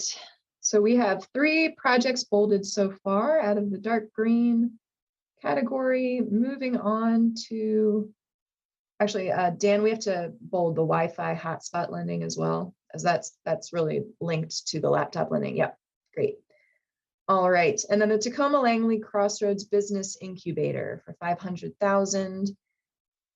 Again, this is towards the acquisition of a brick and mortar location for Tacoma Langley Crossroads entrepreneurs. Any questions or comments on this project in terms of moving forward with at least 500,000? Councilmember Dabala. Yes, thank you. This is one of the ones that I had asked for a little more clarification, had suggested that as a council, we agree, we had reach consensus on what the focus of this is, because the original description offers up a couple different ways to go about this. And I understand that there's been some discussions behind the scenes and perhaps some rewriting of the actual description in the proposal. I had offered the following sentence to see if we're all on the same page on this, that this money be focused on the goal of locating and programming a small business incubator for the Crossroads area in partnership with other contributors to the project. So is that right? Yes, and do most of us agree that that's what we want? So staff agree that that is an accurate description of the intent of that project. Okay. Is there anybody who does not support that as a general statement of what this is? What this is for in a more focused fashion? Mayor, that maybe this is where you take over. I'm not seeing any objections. I think you nailed it. I think people are okay with it. Councilwoman Dabala, I think it's good that you emphasize that there will need to be partners involved, as 500,000 won't be sufficient to purchase, an entire building, for example. But this will be in partnership. Right. This also theoretically, should that hit a snag, let's hope not, allows for temporary programming while all that discussion's going on. Okay. Great. I'm good. All right, Councilman Searcy and then Kovar. Great. Oh, I just wanted to let Councilmember Dabala know that, yes, that statement works for me. I appreciate the flexibility in the statement. Because our role in supporting this project, particularly because we are going to be working hopefully with the various partners, may vary. So it could be to help with property acquisition. It could be to help with renovation. It could be to help with a number of different things. So I think the way that you describe things is pretty accurate and allows staff flexibility to kind of move some of these the Crossroads business area or forward. So thank you for that. So for this and some of the others, we might consider having this as a line in the ordinance. But let's move on. This or in the description of the plan, that the staff plan, I know they've updated it slightly to clarify some things. That could be an appendix. Or in the attachments. Yeah, I think because if we get into I think it's better that we have the plan that describes in more detail things, and then we can reference that in the ordinance. So, all right, Councilmember Kovar. Yeah, I support the project and the proposal and the additional language that was suggested. The one question I have is, we're talking about partners, and so I could easily imagine if it's us and 2 or 3 other partners, that it would take a while to pull together, both from a real estate acquisition or maybe there's rental involved as well. But from that perspective, and then if there's construction or rehabilitation needed, we could easily wake up and it's a few years down the road. And so should we build in, is there a way to build into something like this, the idea that when we reach a certain point, if for whatever set of reasons, it's a complicated project with multiple partners on something like this, we're not really getting there, what would we do? Now, I suppose it's true of any of these, that if at a certain point when we have an ongoing review of them, it doesn't look like it's happening, we have the right to change it. But it does strike me that this is one that could run into some sort of trouble. So again, I support it, and I think it's fine having it be green, but I wonder whether there should be something built into it that would just call for us to really figure that out at a certain point, and then if we haven't been able to come up with it, look at reprogramming the money. We could put that in the ordinance, Councilmember Kovar, if you wanted to specify that for this one, some language. Okay. Thank you. Councilmember Smith? Can we go back to the social service partnerships? I had to go to the restroom. We haven't done that one yet. Oh, we haven't done it. Okay. All right. We're just on the incubator one. So I think we're good folding that one then. Sounds like it. Not seeing any other hands. All right, moving down to the next dark green projects, financial software upgrade for $165,000. And this really goes hand in hand with the next line, which is the interactive online budget tool for $124,000. Again, this is an identified need for all staff internally over the next 5 years. It's something we've wanted to do for a while. City Manager Fox brings a lot of experience in these types of upgrades. The current system creates challenges on many levels. And further, we believe this will assist with the administration of ARPA programming, as well as just improve service delivery for the city, as well as transparency into the budget generally. So those projects really work hand in hand. The software upgrade allows us to have better data quality, which allows us to properly load the interactive online budget tool and allow the public to explore our budget data each year, and we can even update it in real time. And this is something that other cities have done with great success, and we'd like to allow Takoma Park to do the same. Any questions or comments on the budget amounts or the projects? Councilman Dabala, is that an old or a new hand? No, Councilman Searcy. Quick question about the online budget tool. How does the timing of that project relate to, because in the first round of approvals, we included upgrades to the website, I believe was also something that we pushed forward. That's not, those items aren't reflected here. So how does that timing work between upgrades to the website and the interactive online budget tool? It would be a seamless interaction or interface, because what we're doing now, we're working through vendors and getting ready to send to the city attorney the contract for the website vendor. And then once we get that back, then the vendor will be sharing with staff what is the phasing going to look like. And so if this is one of the projects that we can move forward, we will try to phase in when we do the finance webpage of when to start phasing this budget tool in there. Perfect. Yeah, that's what I was wondering. I was like, I think we might need to move this to get it to catch up with that. So no, that's helpful. All right, not seeing any objections to these two items. I think we can bold them. Great. All right. And moving on to premium pay for essential workers. This is a key tenet of the final rule, really one of the original intents from Treasury in terms of how ARPA should be spent. It's a recognition that particularly our public works and public safety workers were on the front lines throughout the pandemic to present, placing themselves and their family members at risk, and we'd love to support them with this allocation for $272,000. Any questions or adjustments here?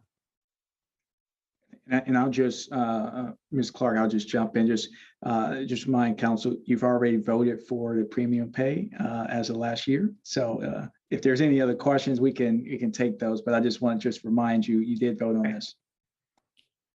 We did promises. I think we can bold it.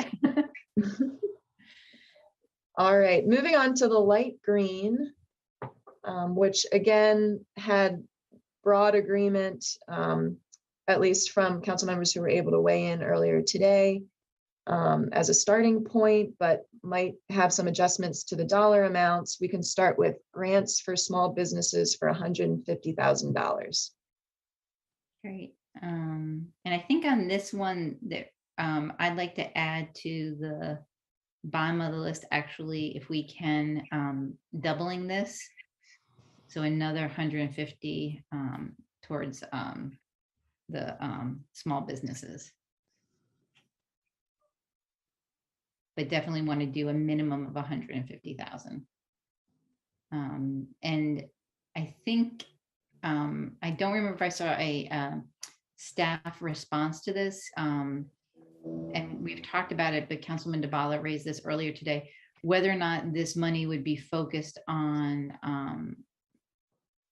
business, particularly giving a priority to businesses that were not part of business associations right now. What, if we could just clarify that. Sure. So yes, Director Cross wants to target this particularly to businesses that didn't receive emergency assistance from the city in our prior programs, and by implication, but businesses that are not a part of the business associations would have been less likely to hear about the program, et cetera. So certainly that is the focus of these grants. So what I had put, not to jump in, but this is directly relevant, what I had put on the list that I circulated earlier was prioritize businesses that are outside of our business associations and who did not receive previous pandemic-related business assistance. And I got agreement, I think, from the city staff on that. Mm-hmm. Question is, are we getting agreement from the council? Sounds good to me. So next, Councilmember Smith. I would say that, the focus on businesses that have not received any support from the city is a great idea. I don't know if I'll just say that I would like to increase the amount from the proposed $300,000 to $450,000. There are a lot of businesses in, I believe, Ward 4, 5, and even parts of 2 that are really in need, and $300,000 I don't think is going to cut it.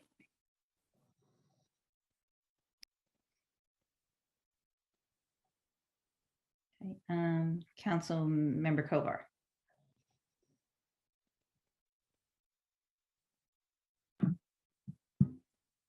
Thanks. I was thinking in the range of 300 as well. The doubling made sense. 2 other questions, though. I thought we had earlier in the discussion or in the write-up from staff that one of the potential areas of eligibility would also be businesses that have been started in the pandemic and potentially would be in need as a result of that. So that's one question. And then the other question I had was, and maybe one of my colleagues would have something more to say about this, but it does strike me that we're heading toward a new beginning of the Purple Line work. And while there have been state money and we had tried to help them as well, the businesses negatively affected by the Purple Line, it does seem as if that's going to be making another cycle through. So even if that's not the primary goal, to me, it would seem helpful to include that as an eligible category or an emphasized category of eligibility as well.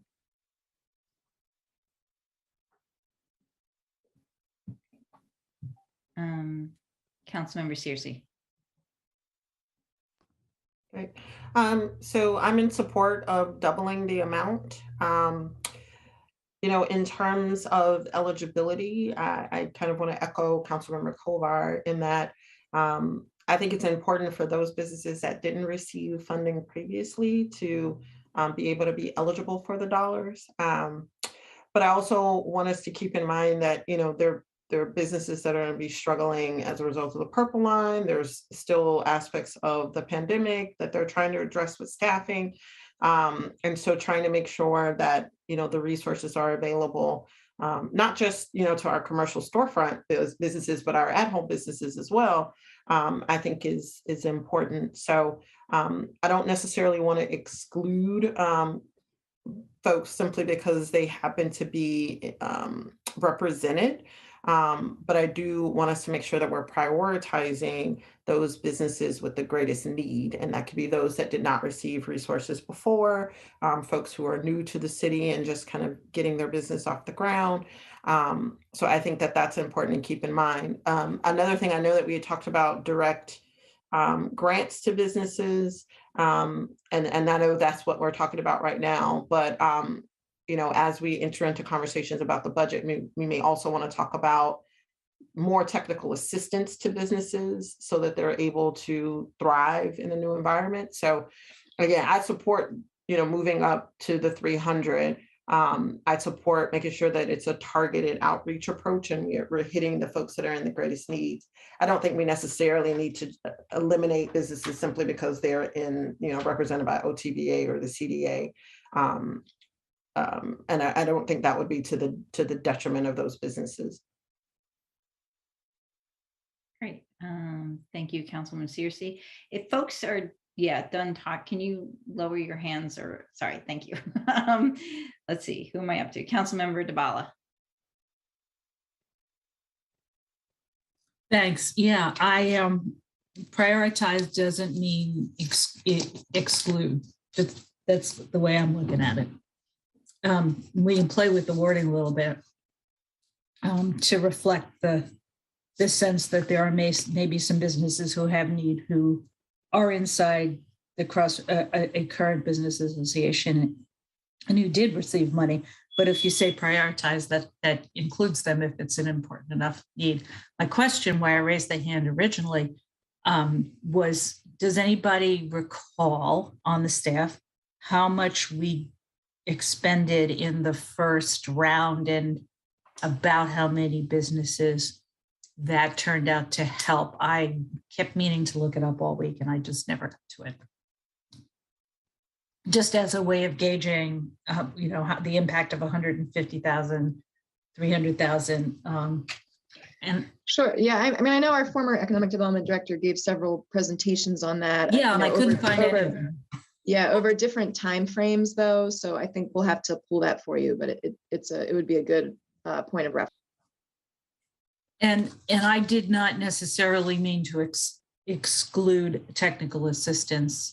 I assumed that part of the grant program, as it was last time, was staff technical assistance reaching out as part of the grant exercise. I sat in on a couple of them virtually, so I knew that was part of what was going on. Thank you.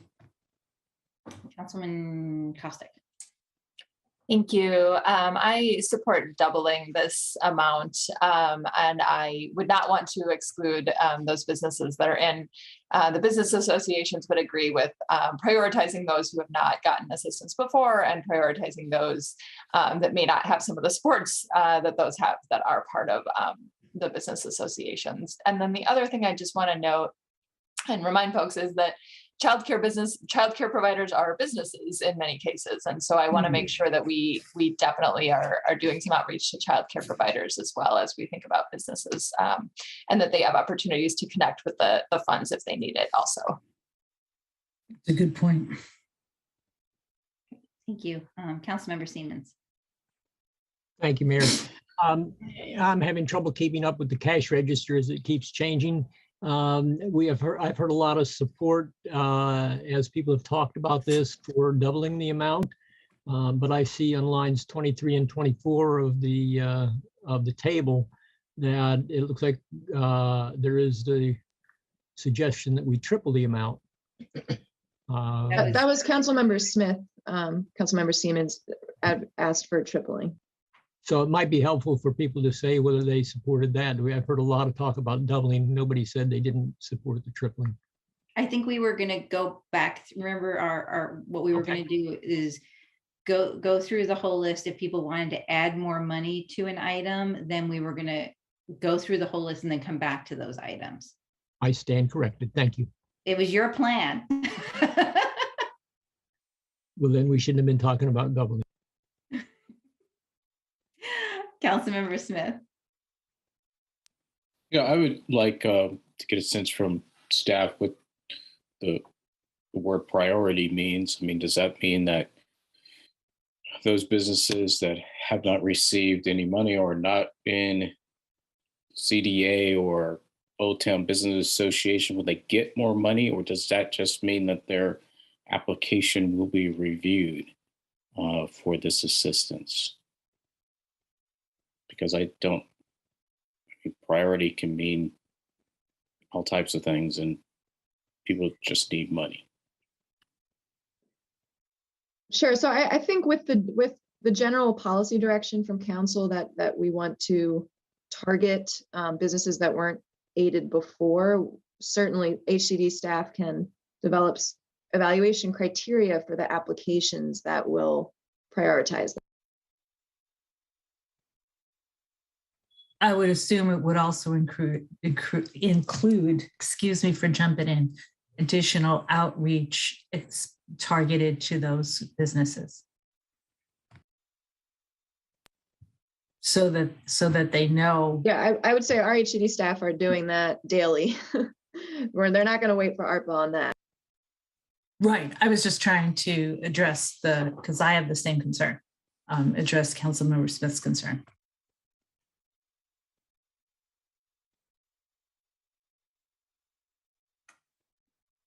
Okay, well, I think on this one, the minimum grant for small businesses, 150,000 is good to go. And we'll come back to whether or not we add additional money. And I think a note on this one is to just get clarifying on make sure we're all in agreement on the language that gets into the final description on this. So I think grants for small businesses, we can bolt. Great. Yeah. And Dan, we're the next one is multifamily and we haven't bolded it yet. Yep. Great. All right. So moving on to the multifamily housing rehabilitation fund. This is for $1.5 million. And again, this is for loans or grants to homeowners or multifamily property owners to incentivize rehabilitation for owners of affordable or mostly affordable units. Councilmember Smith. So how do you foresee this program working? And what type of repairs, rehabilitation would it cover? Would it cover a new roof? Do landlords new HVAC system? Is it going to be capped at a certain number of units in a property? If you're an organization like Enterprise, can you tap this fund that is one of the market makers for low-income housing tax credits? Billions of dollars in the market. Can they tap this? Who's going to be eligible to get access to this fund? So I think that would have been a good question for Director Cross, a couple during the staff presentations. I know we have very old housing stock, and so there are varied issues in terms of the quality of that and the investments that are needed. So I think it could be any number of things. I think you mentioned several ideas, Councilmember Smith. I think that may be eligible, but I think our HCD staff are waiting for the go-ahead from council, and then we can flush those out with, of course, the target to low, moderate income unit. And I would just say that, as staff puts together the regs on it, it'd be great if you could focus on the smaller property owners. They have very limited debt sources to help with improvements to their properties. Okay, Councilmember Kovar.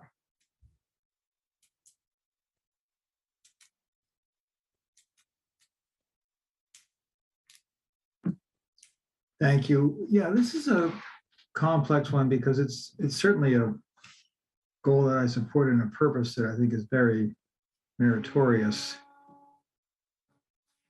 But one of the questions I have is that, or an observation anyway, is that the money would go to rehabilitation of these structures, which is positive because tenants should have appropriate places to live in. Of course, that's supposed to be true anyway. And so I think that leads me to two specific questions. One, and I think I mentioned it before, and we talked about it a little bit, I don't think it's currently exactly that way in the staff description, is to what extent, if funds are provided under this proposal, can it be conditioned on maintaining affordability? And one of the reasons I ask about that is because, you know, we're in a period when there's some inflation, and who knows, you know, will that be tamed by the Fed or whatever the various descriptions are? But as I understand how the rent stabilization works, rent stabilization law works, it would be allowable for rents to increase by whatever the CPI goes up by. At the moment, because it was based on last year, that's fairly low, but it could go higher.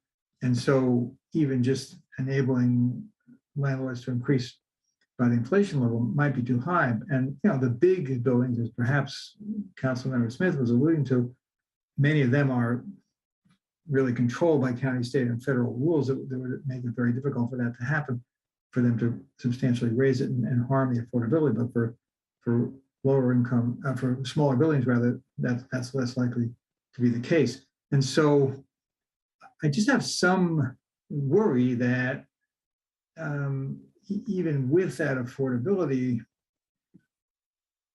it isn't maybe directly helping tenants, not to say that it's not an important goal. And it's a lot of money too. And I know we're going to be looking for some additional funds likely for direct payments to residents. So I'm just wondering, considering all of those factors and the reality that it may take a number of years to really expend 1.5 million, whether we can condition it, number one, and whether the dollar figure is pegged at the right level. Again, that's a number of questions and comments all rolled together, but those are the things I'm a little bit concerned about here at this point.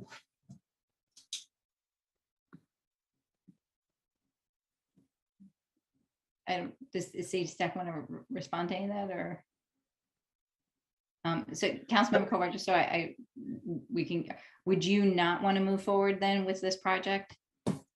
Funding in this project? I'm just trying to figure out how to. I think I'd probably like more information about it, to be honest. And including specifically, can we condition it on that affordability question? And is it something that benefits tenants, or tenants benefit from having more up-to-date apartments? So in that sense, it benefits them, but otherwise, does it flow to the landlords or the property managers? And I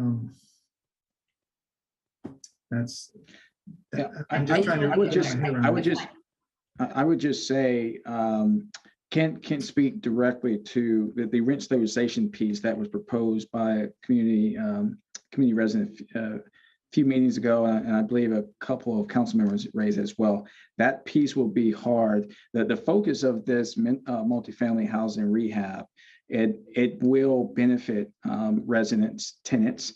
It is focused squarely on the property owners, association, condo associations being able to retrofit the units that they have for the benefit of the tenants to make it more affordable.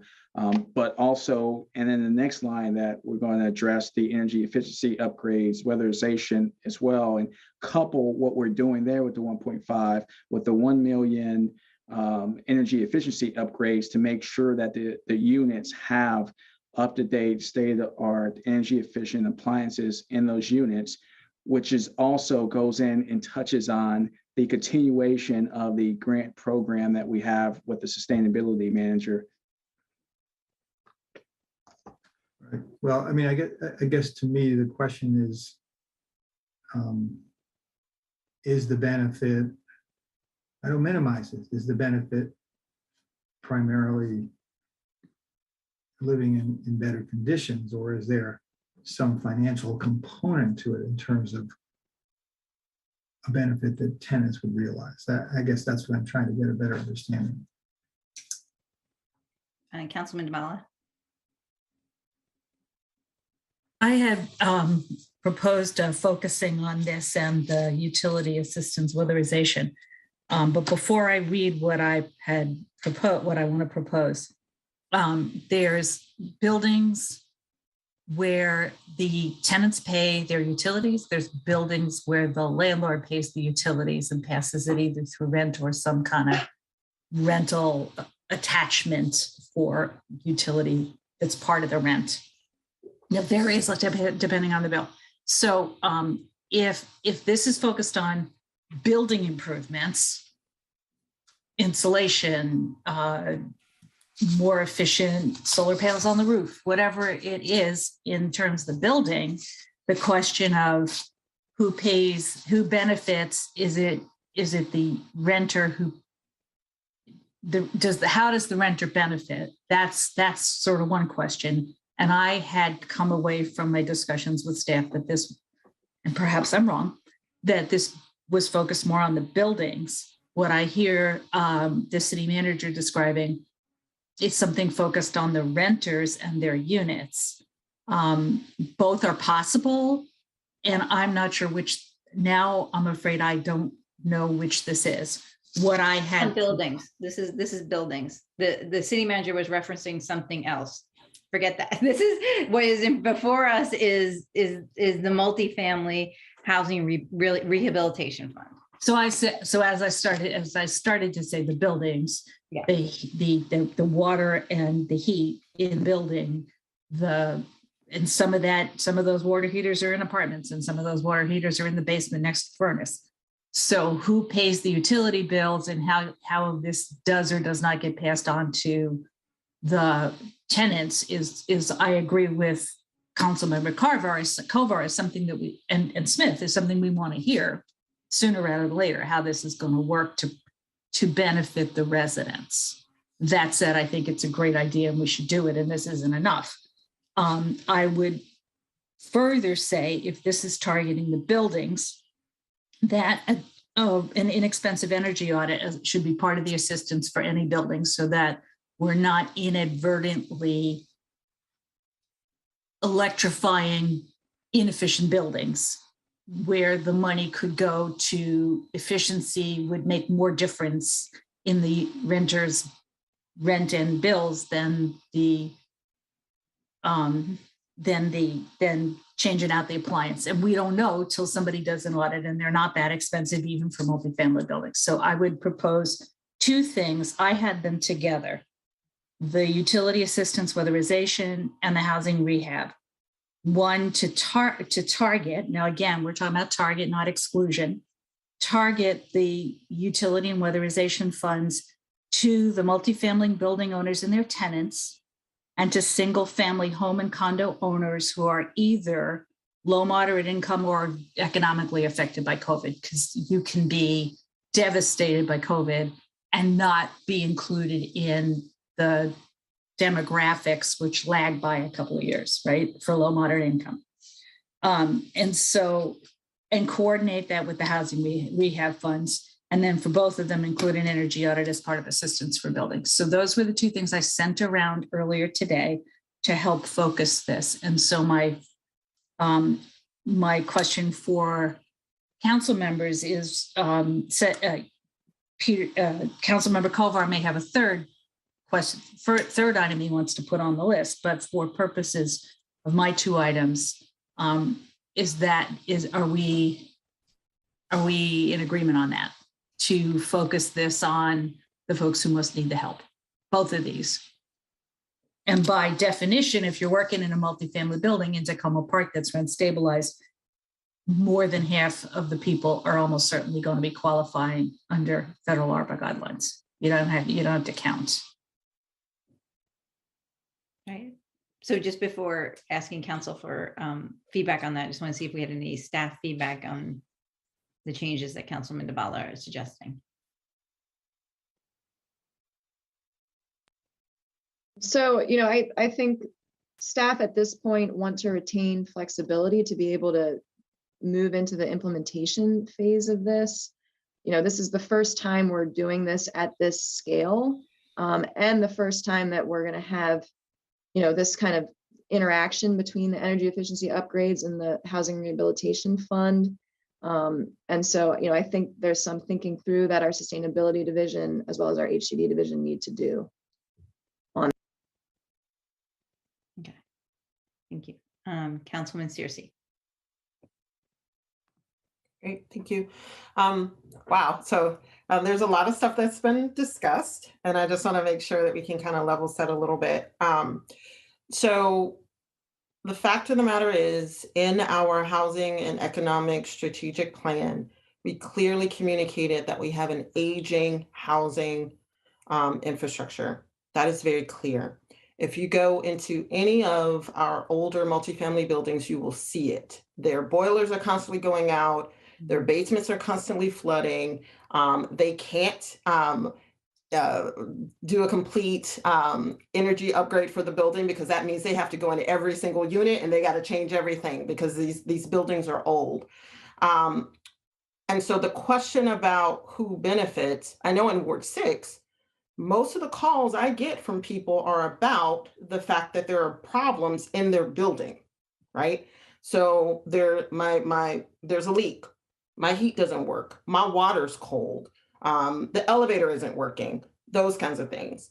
So if the question is, will providing these funds just benefit the landlord and not the tenants, I don't think that's the case, because the quality of life for a number of our residents that live in these aging multifamily buildings is subpar, because they're not making the profit margin necessary to make the upgrades to the buildings that most people would expect. So I support wholeheartedly the 1.5. I question whether or not it was enough, but I'm kind of thinking that the fact that the housing rehab fund and the energy efficiency upgrades will go hand in hand, I think that kind of strikes a really good balance for at least some of the things that I'm hearing for some of the multifamily buildings in my ward. The question about would we be able to get this money and get this work done? I would say absolutely. Most of these landlords are trying to figure out financing to do a lot of these major projects and have come to city staff on many occasions asking for funds, and we were limited in the amount that we were able to offer. So I think that the 2.5 total might be a really good mix, and I would support moving forward with both. So just wanted to kind of provide a little of that context. Great. And just to save time, I will associate myself with Councilwoman Searcy's comments. Completely agree and would like to move forward with both of these programs. Let's see, Councilman Kostick. Thank you. Yes, I am fully supportive of the 1.5 for the multifamily housing rehabilitation. And as Councilmember Searcy just said, I think this would greatly impact the quality of life for renters living in the buildings and the conditions of the housing. So I think that's really important.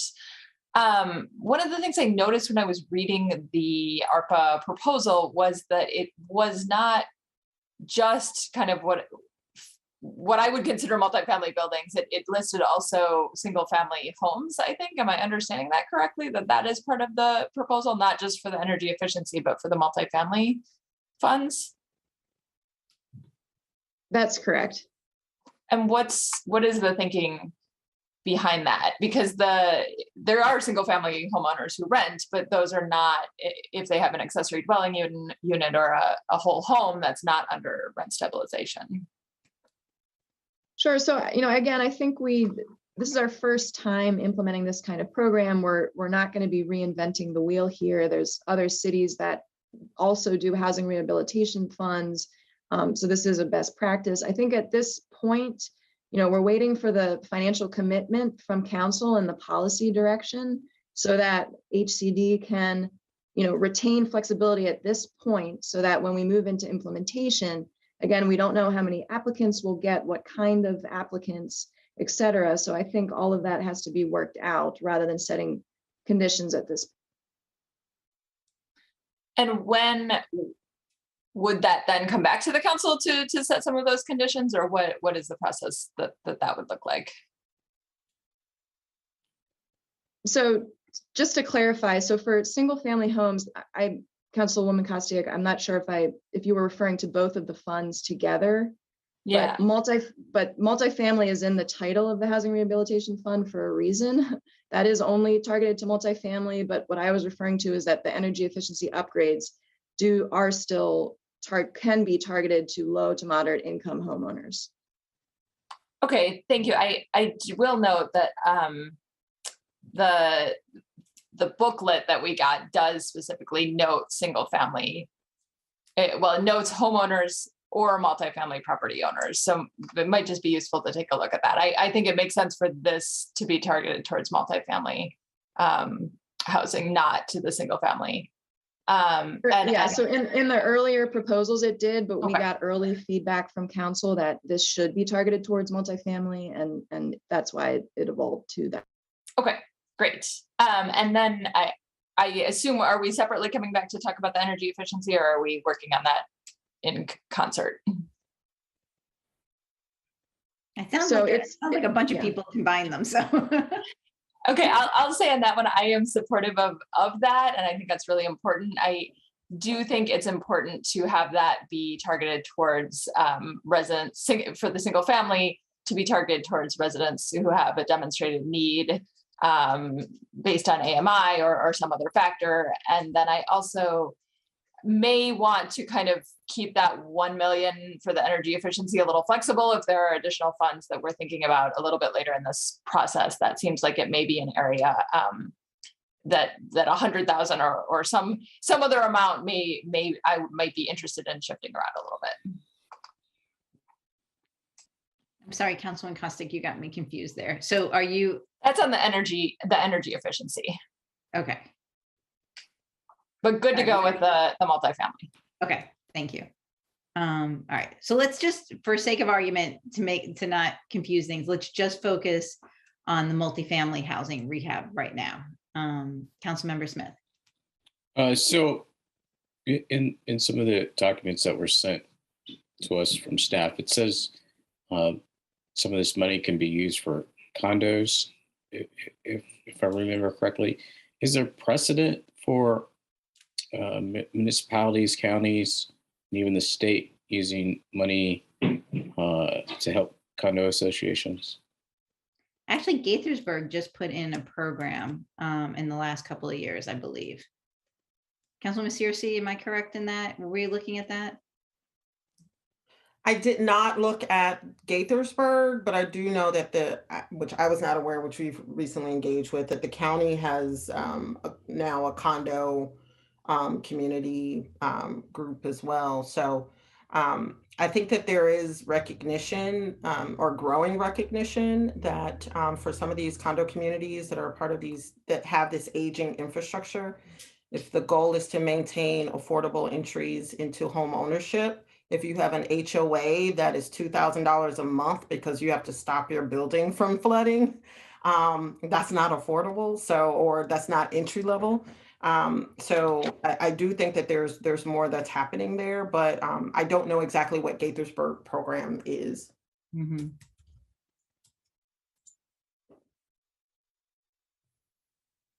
Okay.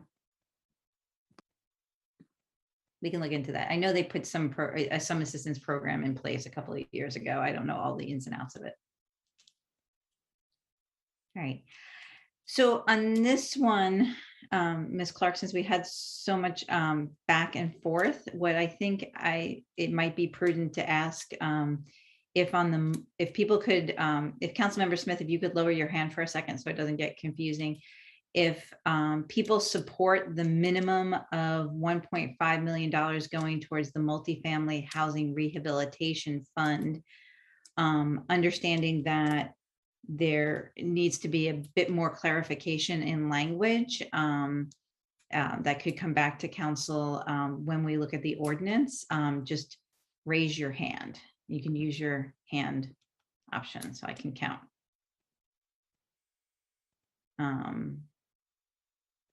Just double checking. I have those in support of moving forward. I have Councilwoman Costick, DeBala, Searcy, Siemens, Stewart, Councilmember Kovar and Smith. You're against moving forward at this time with this funding. Is that correct? Okay. You were asking specifically about the 1.5 million, not about the program overall. And I was hoping to get a few more of those questions or more clarity on some of those questions. So that's to me what the issue is. Right. So you're still holding, you don't want to necessarily move forward with it. That's fine. It's not that I'm per se against it. I would like to understand. These are all, as we said before, these are all very good programs and things that, but it's a question of, do we want to give staff direction to continue planning and move forward with these items? And so I think that was a 5 hands yes on that. So we can bold this one.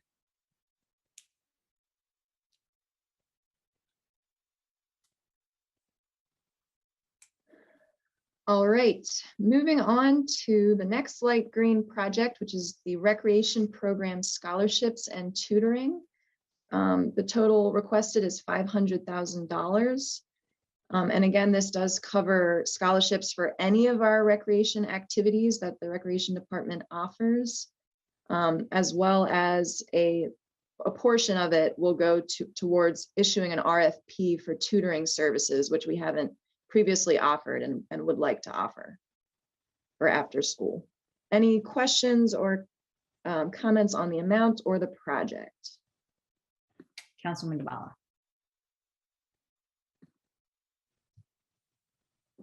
Yeah, thanks. This is one that I had on my list for clarification, because in the question and answers that we got back, it said that it would be not just for individual program scholarships, which is completely needed and I totally support, but which is also for youth development programs such as tutoring and mentors.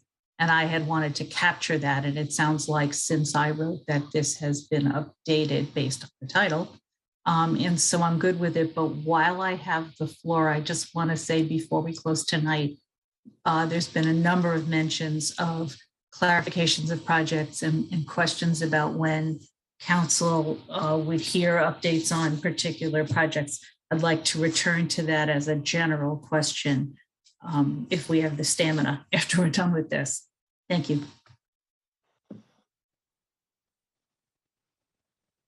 Noted.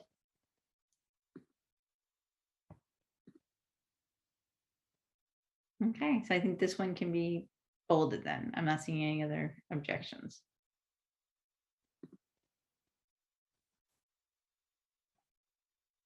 Great. All right, moving on to social services partnerships for 1.2 million. Again, because it's light green, there was some agreement for this amount, but several council members wanted clarification. This is a discretionary set aside, so it hasn't been determined exactly what it will be used for yet. Staff had ventured that potentially intensive community outreach, requests for proposals to grants to nonprofits, and or direct cash assistance or a basic income program might be a good use of these funds. And so I think, one of the tasks of the reconciliation might be to split this amount up into specific projects, or to, use the full amount for one project. And that is yet to be determined. Thank you, Ms. Clark. I wanted to put forward to my colleagues a proposal of thinking about increasing this to $3 million, so an additional 1.8 in this category, and to have staff, obviously not tonight, but to think about this in terms of 3 buckets of services or programs that would all work together. As already indicated by staff, we were thinking about having in here the assistance to nonprofit partnerships, as well as the Navigator program, and potentially some type of direct assistance. And I know staff provided a great deal of information right before the meeting on that. But one of the things that I'd like us to consider in raising the money and have staff come back to us, again, not in time for us to like flesh out the whole program, but maybe allocate this money and in another few weeks or so come back and tell us what's feasible. But thinking about this 3 parts of things that work together, having about $500,000 for nonprofit partnerships that can help us really think about assisting people most in need and implementing some of the programs we want to do, having the Navigator program that council identified last year and putting about $1 million into that to help identify those most in need in the community and what services they need. And then just as a placeholder now, just so folks know how I got to the 3 million, would be 1.5 to a potential direct assistance program. Again, all those numbers would need to be figured out and get a great deal more staff input. But at this point, I would put forward to my colleagues that we have the social service partnerships, think about it in those 3 buckets, allocate about $3 million to that and have staff then look at that, knowing they had that amount of money and what can get done with that, and then come back to us for a more formal proposal at another time. So that's what I'm gonna say on that. And I see I have Councilmember Smith and Dabala's hands up. I would propose to staff that rather than looking at navigators, that staff, senior staff, consider creating a community relations division, which would do a lot of what the Navigator program has proposed, but it would be a permanent piece of, or at least we could start it out for the term of the ARPA funding, but it would be under the city manager, and it would be a number of staffers that could actually assist council members in getting the pulse of what's going on in their wards. I don't know if staff has any information on Navigator programs that have been successful in the country and how much money those municipalities actually spent to stand those programs up. But I think that the Navigator or the Community Relations Division would be a much more effective proposal. And then on the direct payments, I would bump that from the proposed 1.5 million to $2 million.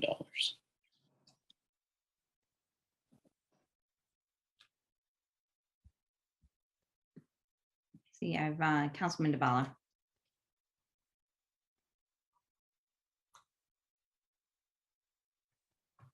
Yeah, thank you. I might be a little behind, even though I wrote this afternoon. But I had also thought to separate this item into buckets. And I was thinking within the existing totals, not that I'm opposed to direct assistance, but I couldn't make the math work with 1.2 million. So I was going to suggest that we split this into 2 buckets, nonprofits and navigators. I did some behind the, I agree with the mayor. We need to see the city staff come back with, in the very near future, with more specifics to confirm that we really want to allocate whatever number it turns out to be.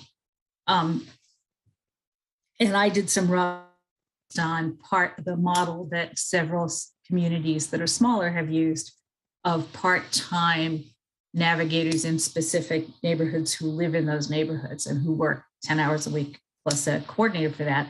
That could either be through a nonprofit grant or through or temporary contract employees, the way we have summer rec employees.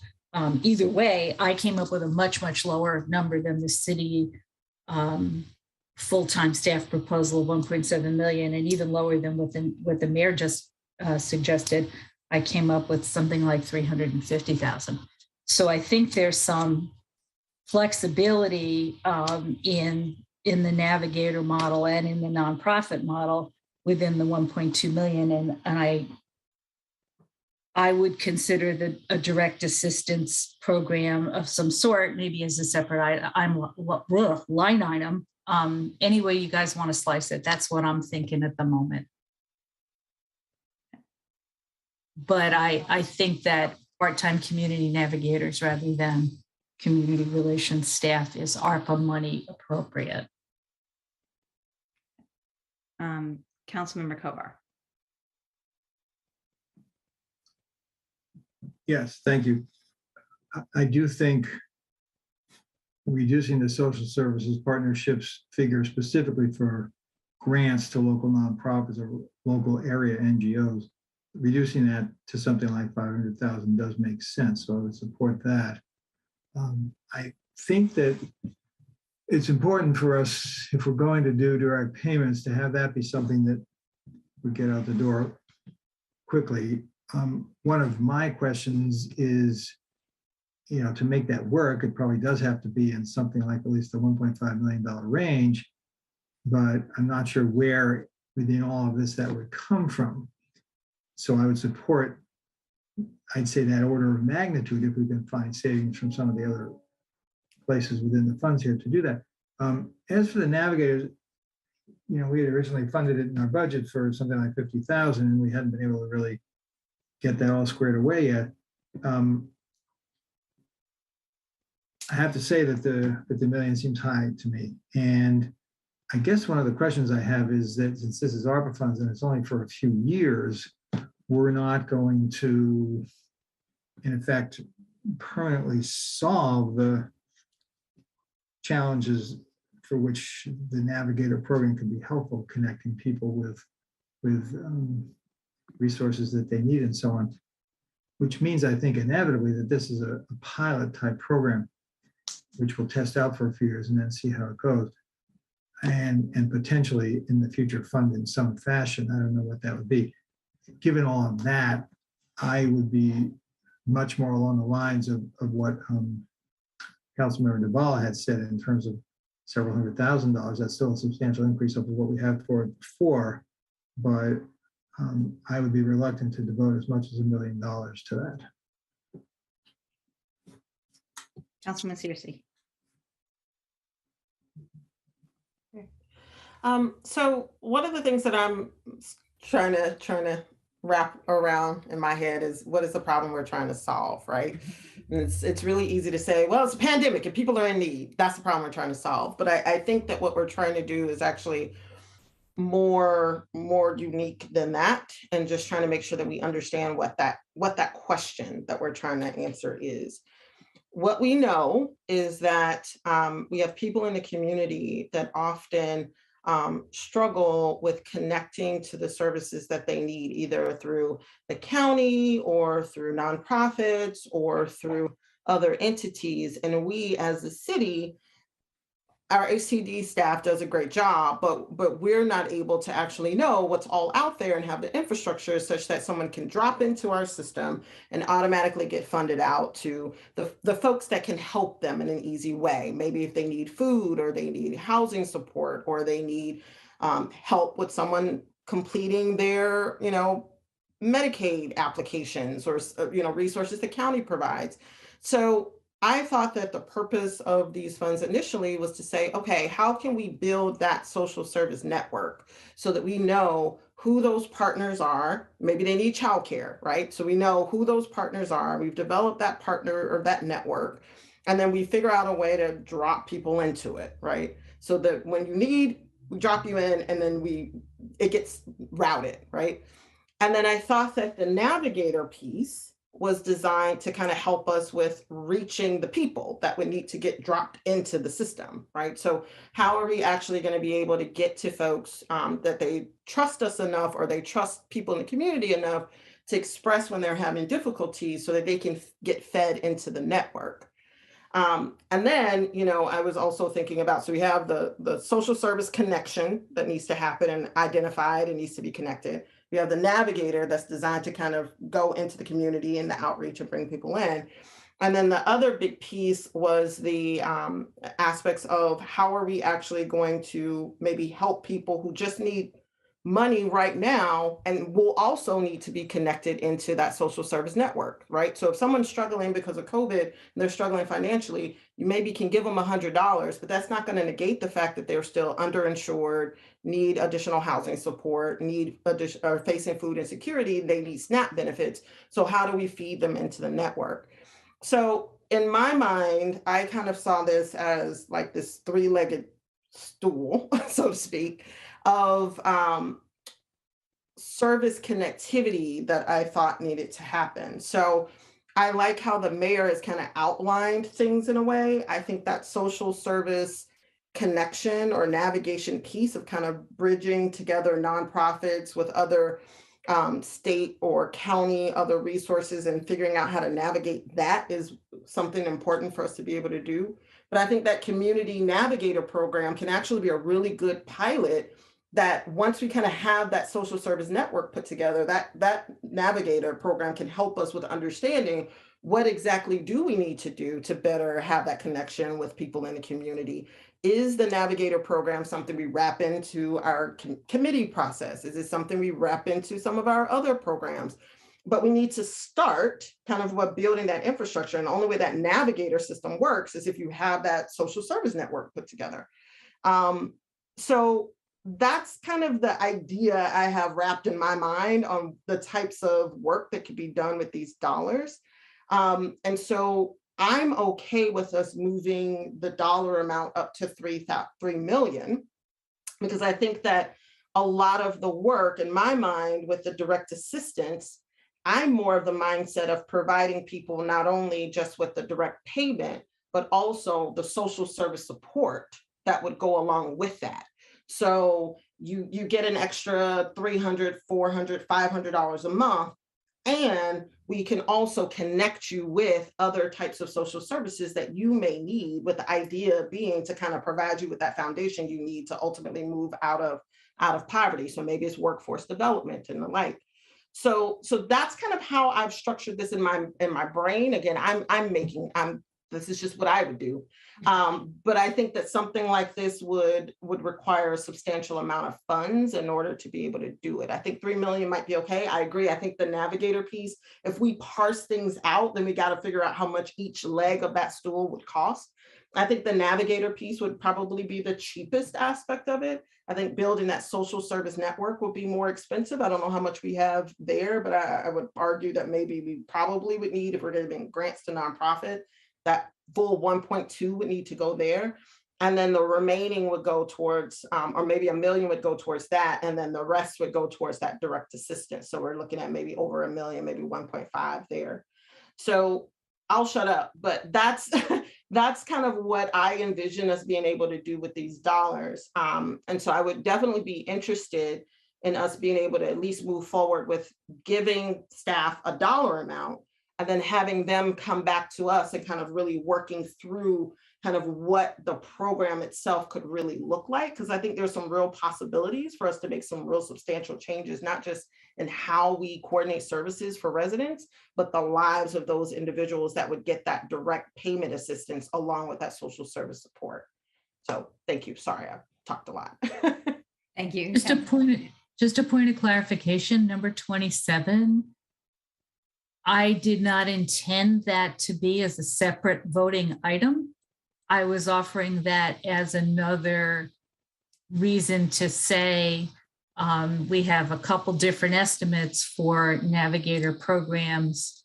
We don't really know, and we need to have that clarified. I was suggesting that we take the light green social service partnerships and make 2 buckets out of it, not 3, but don't worry about that right now. Okay. So yeah, I think I had offered the additional 1.8. I don't know if anyone offered an extra more than that, right? 500,000. I think we can take that out too. I think somebody was just parsing the 1.2. Mm-hmm. I think that's right. Yeah. And so the vote might be on 2 buckets of social service partnerships plus an additional 1.8 million million. I guess I don't. I think that's where we're headed at the moment. Right. Okay, and I'll stop talking. Council is there are 2 or 3 buckets that people are interested in getting more feedback from staff on what that would look like. And there's a proposal on the table to increase the amount of funding on this line item. That's the direction we're going in at the moment. Councilmember Smith, is that an old hand?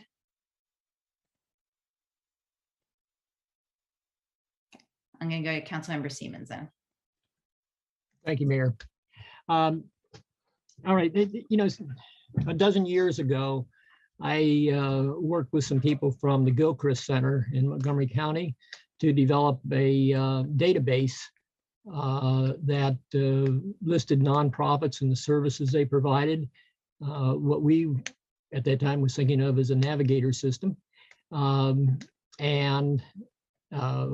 My experience from that project is that there's a lot of information out of there that's very helpful, but individuals living in their communities who have needs really didn't seem to benefit a whole lot from having that information available unless they had people in the municipalities and in the various nonprofits who knew about the database, knew how to use it, and knew how to match people up with services that met their needs. And so what we're really talking about, I think, is not, I don't think we would have to reinvent any list of where people should go. But what we do need is what I would call case managers to work with families and individuals to help them find the resources that they need. We have, said that some of this would be for direct support, which is possible, sometimes what's necessary and most beneficial, and certainly there could be some of this money that goes towards grants to nonprofits. But I would like to make sure that we do include the people price in here, because I know Ms. Wiggins works on these types of situations here in the city currently. And my perception is that that there's far more work than she can handle in her lifetime. So I think what we need really is our case managers to implement our great ideas. And money-wise, I would support increasing that. Yes, I look forward to seeing where we come out on that. Thank you. Great, thank you. Sorry, I lost track. Councilman Kostick and then Kovar. The benefit of putting your hand up late is that you don't have to say too much because most of it's been said. I think I like the direction that this is going. I am supportive of the idea of this total increasing and it including the parts that include grants to nonprofits, the direct assistance, and the navigators, community connectors. And for the reasons we've talked about tonight, I think it's wrapping all of that into a common goal. I really like the idea Councilmember Searcy put out in terms of having a goal and having all of those things kind of work towards that goal. To me, that makes a lot of sense. So I think this is a great direction that we've talked about. Councilmember Kovar. I know I spoke on this already, so I'll be quick. I'm just a little concerned that we're really piling a lot potentially onto the staff. And, if you look at something like what we have already in terms of the funds that were made available for addressing food security issues. And I'm not disparaging the staff in saying this, but it took a number of months for them to design and implement and put out there and have applications come in for and score and then agree to send out the money. And, it was a 6-month process, and that was for a modest sized program with one focus.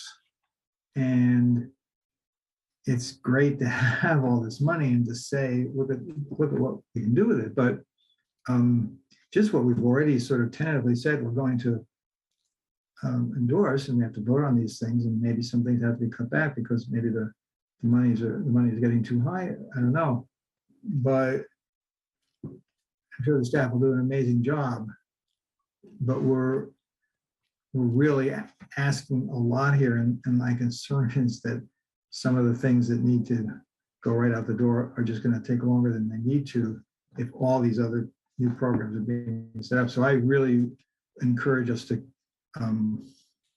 focus on just some grant program and direct payments, and not creating some enormous new navigator thing as well.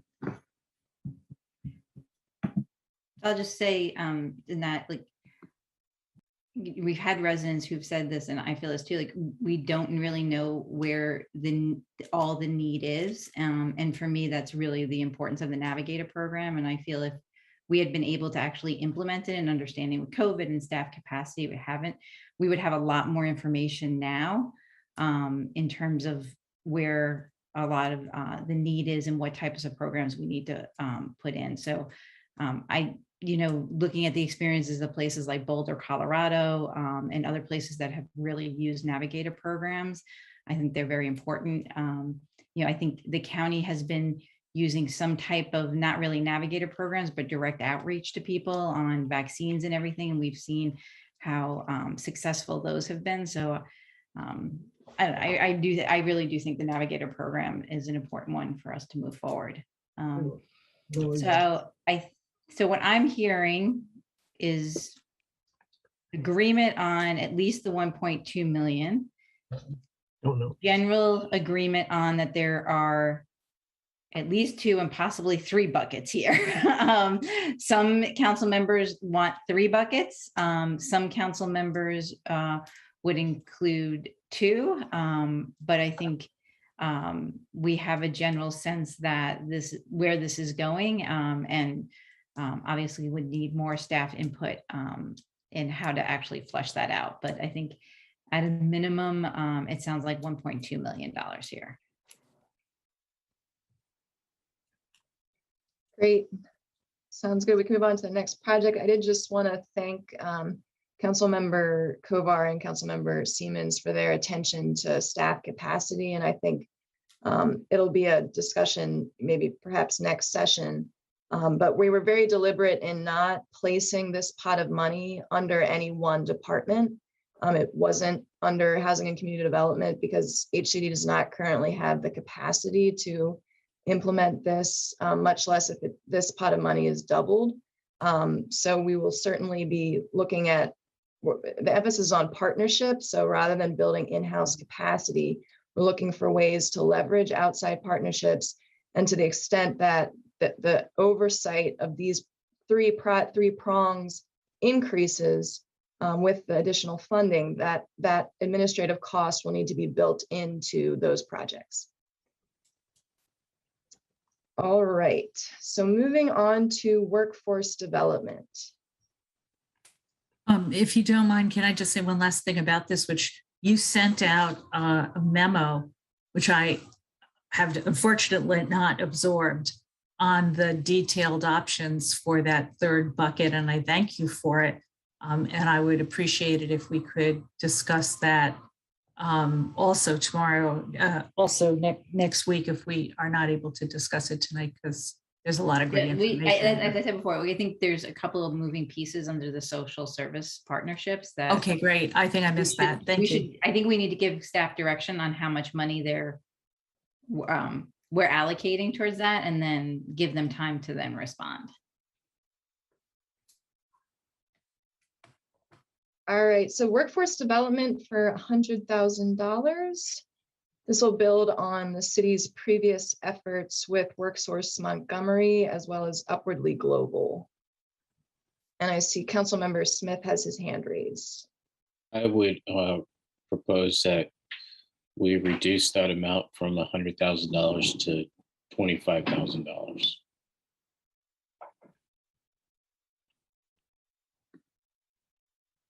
Is Councilmember Smith, do you mind elaborating on your concern there?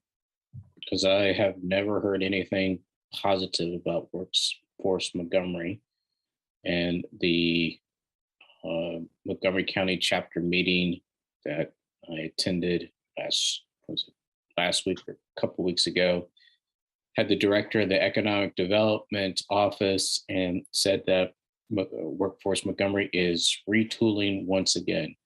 So everybody knows that that agency has a problem, continues to be a problem until they show actual success in getting folks jobs in Montgomery County. I don't think they deserve any money from the city of Tacoma Park or any other jurisdiction in Montgomery County. Understood. Thank you. That's helpful clarification. And Ms. Clark, was it definite that this money would go to WorkSource Montgomery? I thought that was being used as an example. It was being used as an example. Yeah. Thank you. Councilman Kostick.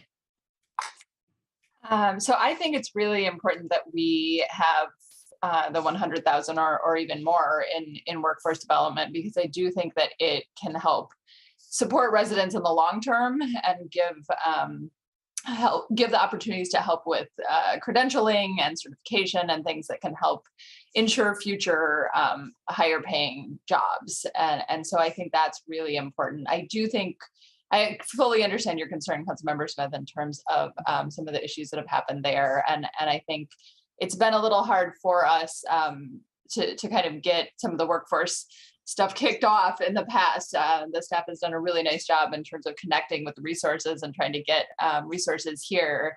And I'd love to see more of that in the future. And I think this is a great opportunity for that. And maybe some of that could also be wrapped up with the social services partnerships as well with some of the nonprofits and providing connections there. There are a number of organizations.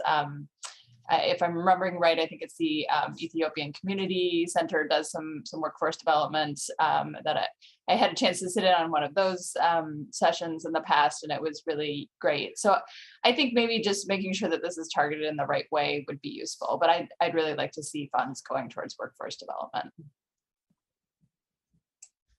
Great. Councilmember Siemens.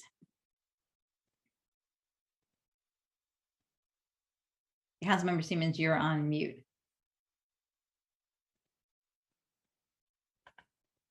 I must have been unmuted before. All right, I would like to first say that I agree with Councilmember Kostick that I would like to keep this money in here, but I certainly appreciate Councilmember Smith's pointing out that Workforce Montgomery has not been successful in the past to the degree that we would need a vendor to be. They have started and restarted a couple times, and the idea is sound, but the implementation has not been so far. And $100,000 is not a whole lot of money for this.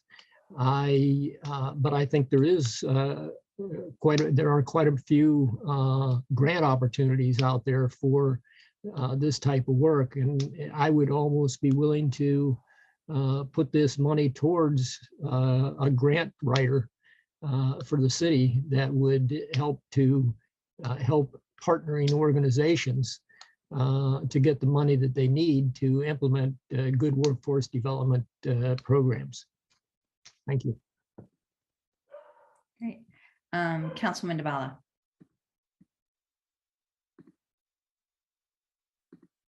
Thank you. That's a thought. I was just going to say that in response to Councilmember Smith's comment that I had asked for, and I believe that Director Cross had said he would get us information on the current recent past program, how that went, who showed up, how it was conducted, so we could have a sense of what you get for how much money and who you get it with. And I would really appreciate seeing that before a final decision on this. That said, I think $100,000 is a good level. for this program. Great. So I think with that one, we can maybe just make a note, take out the reference to Workforce Montgomery, and put something else. But I think with that one, we can bold it.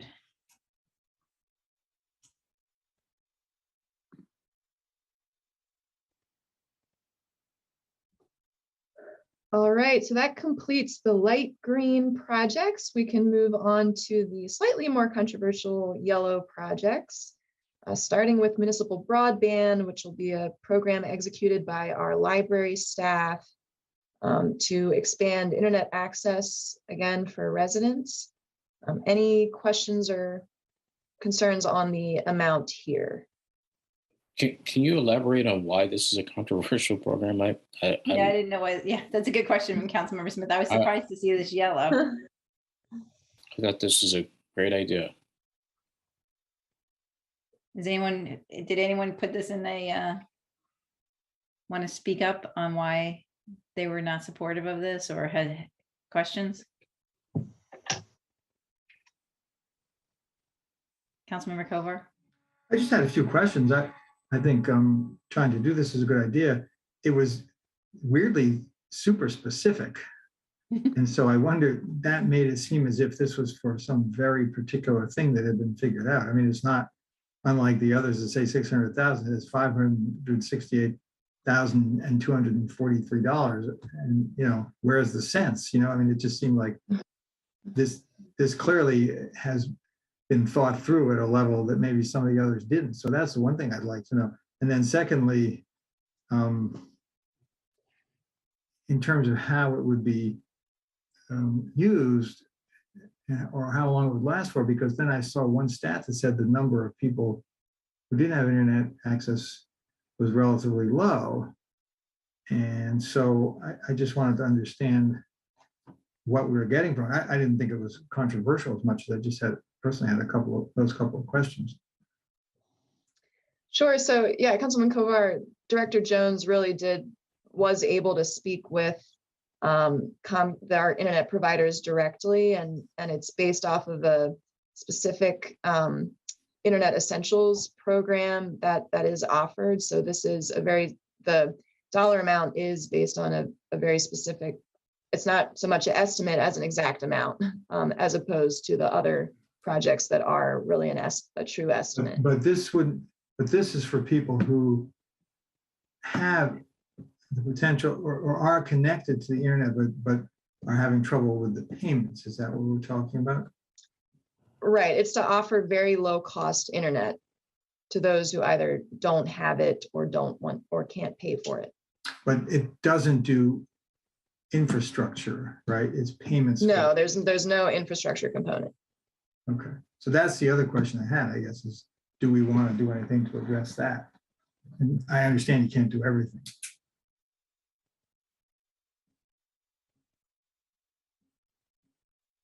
But was that looked at and so I mean, in terms of infrastructure, do you mean? Well, there are people in the city who can't get internet, right? And as opposed to those who could get it but can't afford it, which is what this is aimed at.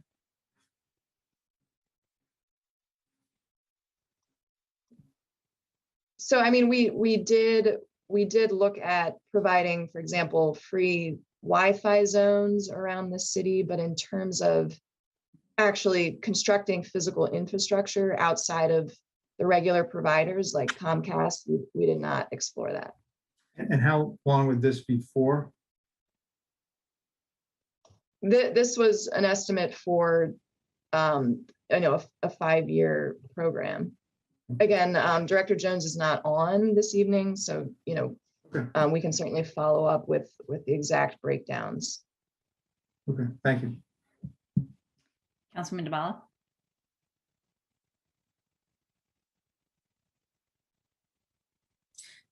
Yes, it seems that I had it on yellow and that was an oops. That was supposed to be a light green. Sorry about that, but I did have some of the same questions and I support this.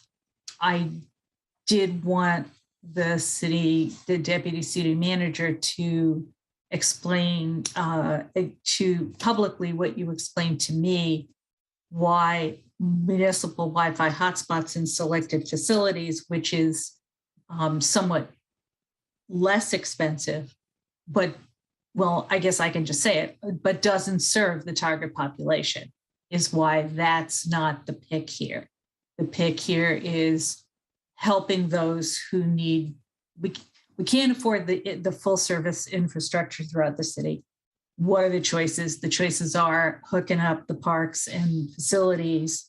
That doesn't target the target audience. This targets the target audience for ARPA money. It reaches directly to those. My other question had to do with knowing that the library director talked to the communications provider. Did they make any commitment for how long they were going to be willing to do this? 1 year, 2 years, 5 years? So again, I think this level of detail it's better to come with the implementer of the project. So I can't speak to all the details of this individual project, but certainly if you'd like to invite Director Jones back next week, we can review all of that. We did provide a lot of it in writing. Yeah, so we can certainly reiterate some of that.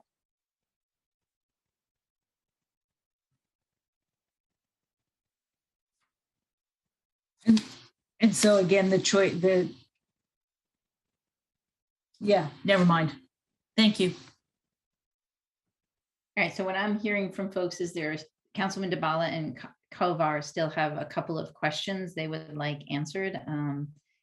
But otherwise, this can be bolded and move forward.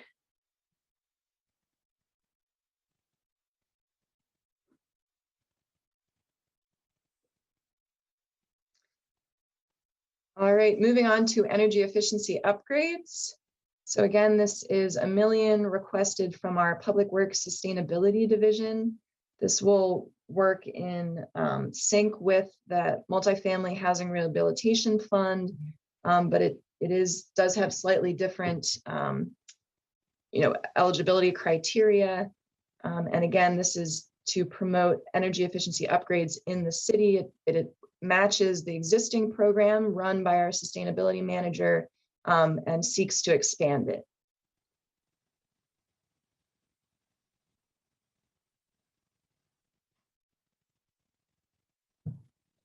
Yes, Councilmember DeBala. Sorry.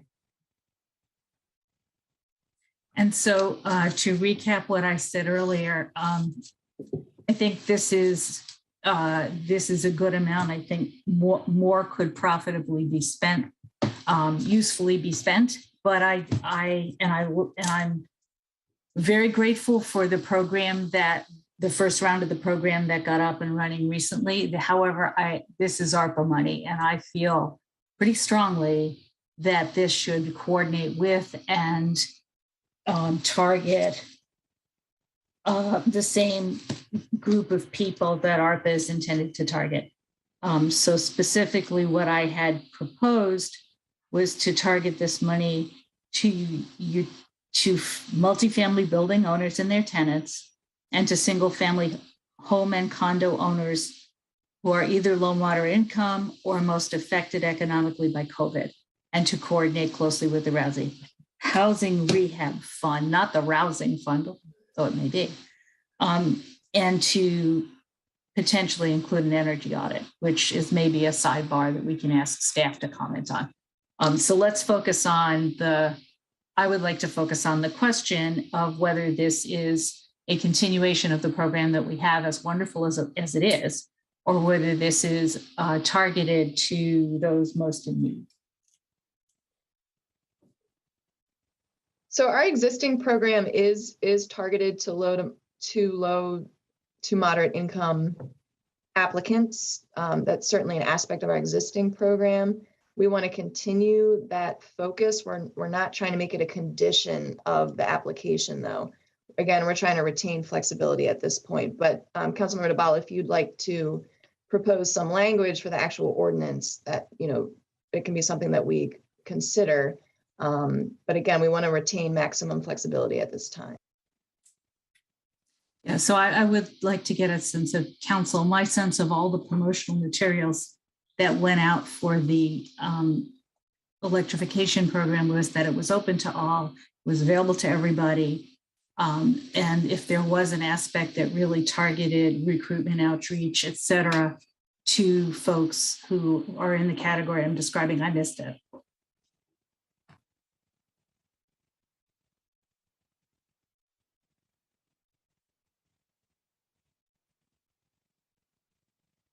I'm sorry, was that? And again, this is ARPA money, not general fund money. And I'll stop. Sorry, I'm trying to see hands here. Councilmember Kovar and then Costick.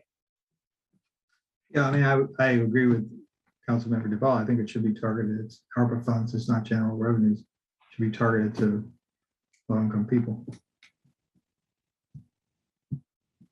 Okay, Councilman Costick. I agree also, and not because I want to, but just because I'm looking for the potential need to reduce some of these budget lines to pay for some of the other things I think are super critical from ARPA funds. I'd like to just propose as a placeholder for us to consider reducing this by 100,000 to offset some of the other expenditures. Just something we can loop back to as we're discussing in the future. All right, so it sounds like there's Councilmember Kovar, that's an old hand, sorry. That in general, if staff wants to get back to us with any concerns about specifically targeting this to low to moderate income households, and Councilman Costick is reserving the right to reduce this amount if we need to, as we're dealing with the other areas. So I think we can bold this at $1 million for the moment and come back to it, but also with that caveat on the program. All right. Where do you want to take us next? All right, the community center renovation is next for 1.2 million. Again, this covers renovations to the first floor atrium area and the emergency call center. Great. And I think I will kick it. Oh, Councilmember Siemens, did you want to kick us off on this one? No. No, I'll let you go first. Okay. I was gonna say, I think this one there was a lot of focus and conversation, and I want to step back on what this will do. In particular, this will fill in the area that if you've been in the community center, you know, when you walk in, that what we call the atrium is kind of like a hollowed space, and you can, as you walk into the main floor, you can see down into the police department. So the idea is to fill this in to create more community space.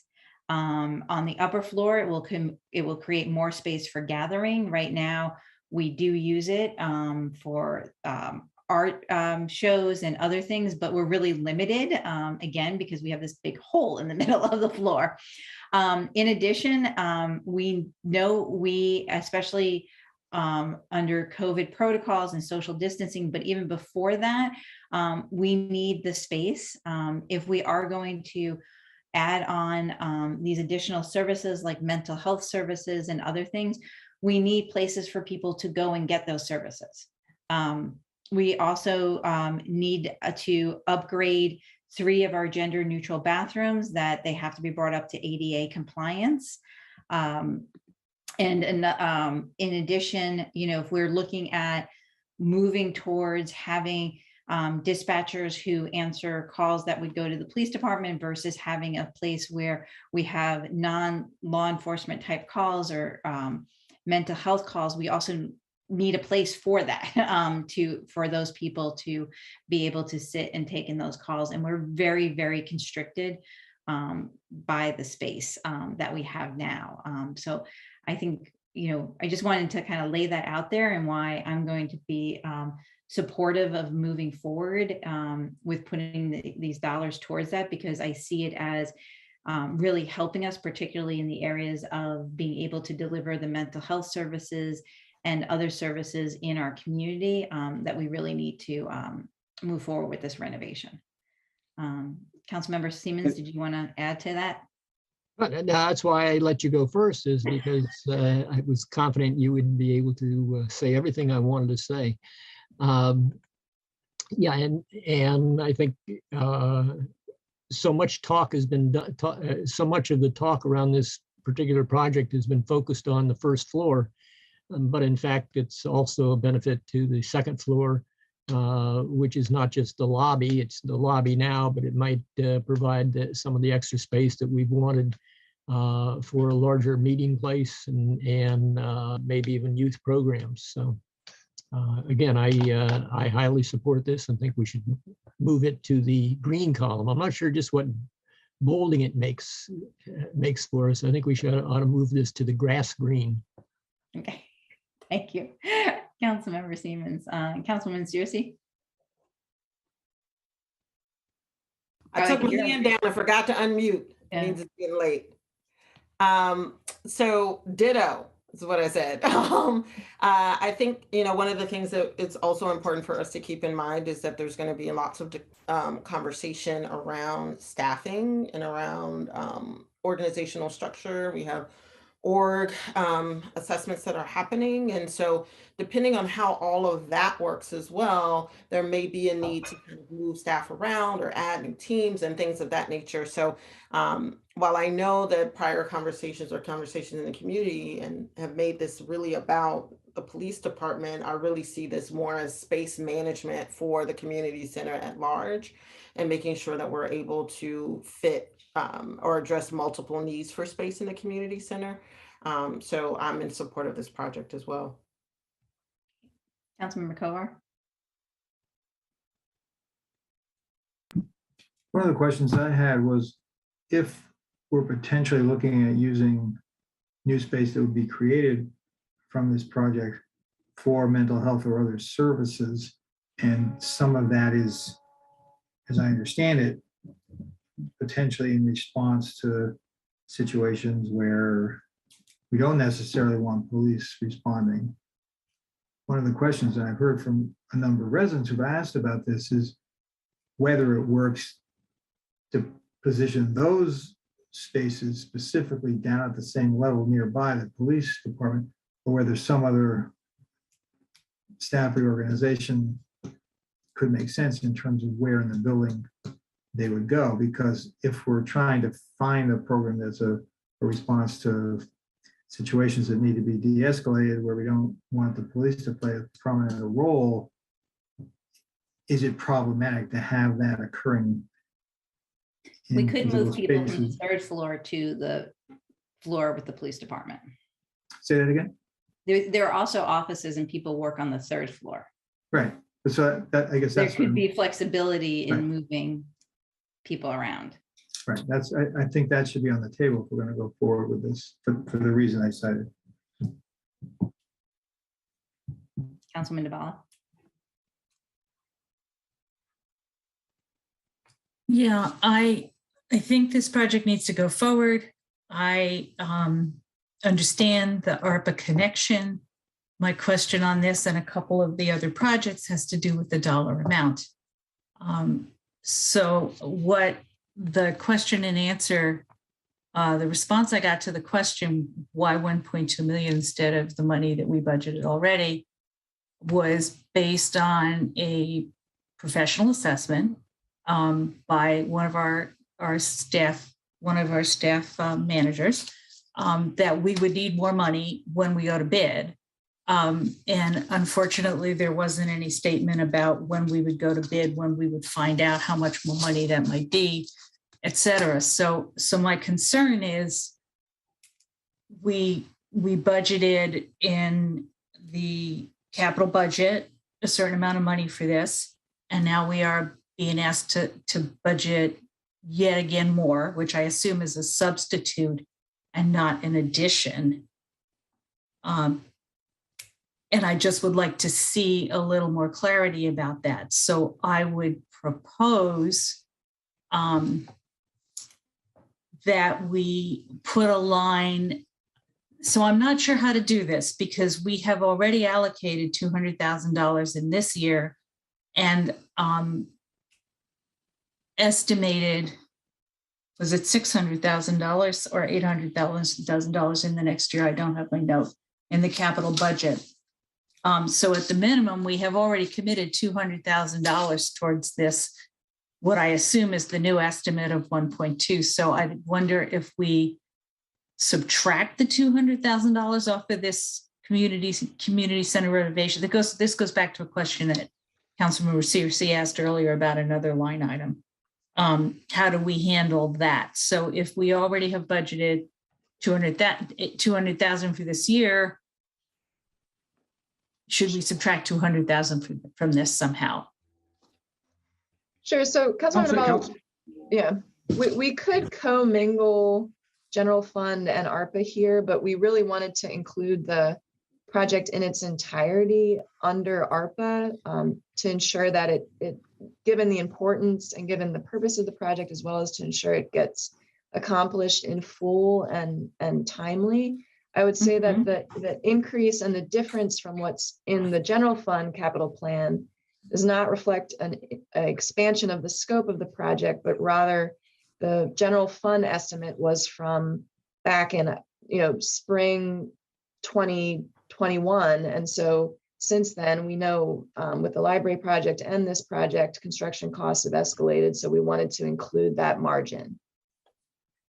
And what we'll do with the general fund portion that was allocated would come back to council and look to get council for you all to repurpose those funds towards other projects.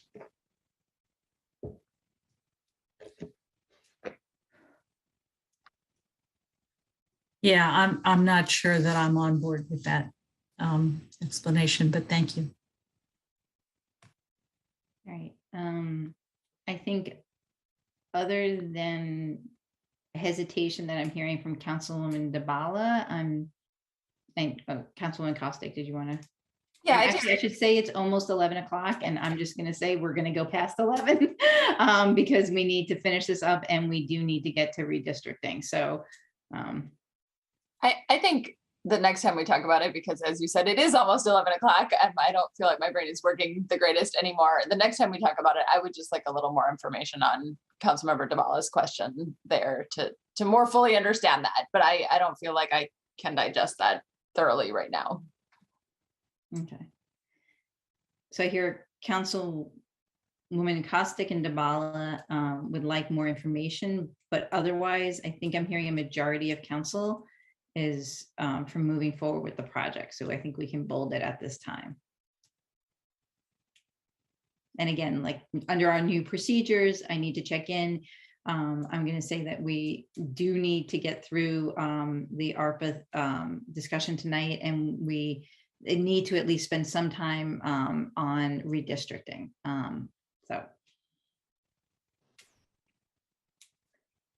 All right, moving on to the next yellow project, which is the Recreation Center redevelopment for $350,000. This is to complete minor interim repairs to keep the building functioning, as well as to fund part of the design of the new center. Councilman Dabala.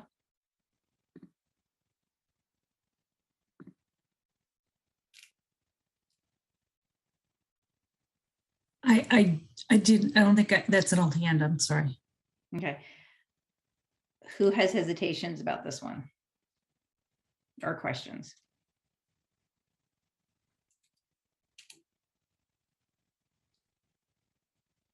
Somebody did. Okay, Councilmember Kovar. I don't know if I did, but what wasn't clear to me is this for some rehab or for planning for what we hope will be the much bigger project? Both. Right? Did I get that right? Right. So minor, there may be it may take about a year to 2 years to really begin the design and construction of the new center in earnest. So in that time, there may be minor repairs that are needed. So it's to cover both interim rehab at a minor level to get us to the new building, but also to cover design efforts. But I mean, that wouldn't be sufficient to fully design something, right? So I guess that's, the amount is relatively small compared to some of the other things we're talking about, but the design to redo that building is going to be a huge number, right? Sure. So, I mean, we had agreement from both our HCD, our Housing and Community Development Department, as well as the Recreation Department on this amount to answer both of the needs for interim repair as well as for design. And that was the ask.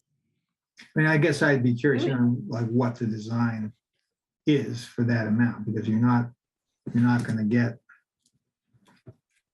design of the redone building, right? For that amount. Did we also get a grant for this? We have a grant for this too. I mean, not saying, I think you may be right, Councilmember Kovar, but remember we also did get a state grant for working on the design for this project. If we could understand how much of what design are we talking about, because we haven't obviously approved any type of design. We don't even know whether we want housing with it or other things, right? So I just don't have a sense for what that is. I think doing rehab on the building is great because as I mentioned earlier, I was there today and it could use it.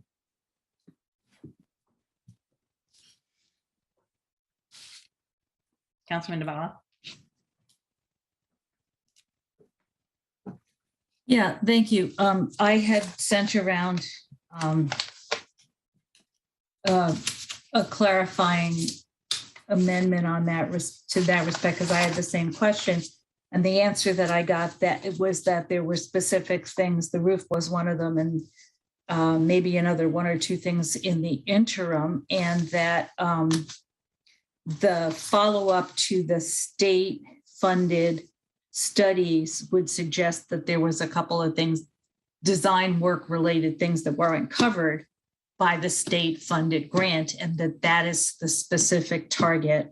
So I had wanted to clarify it either in the ordinance or in the supplemental information for both interim improvements while the representative development proceeds, and for additional work that builds on the results of the state-funded studies that are underway. As a one sentence, what is this? Because I was confused too, but that's where I wound up after asking a few questions. Put that forward for folks.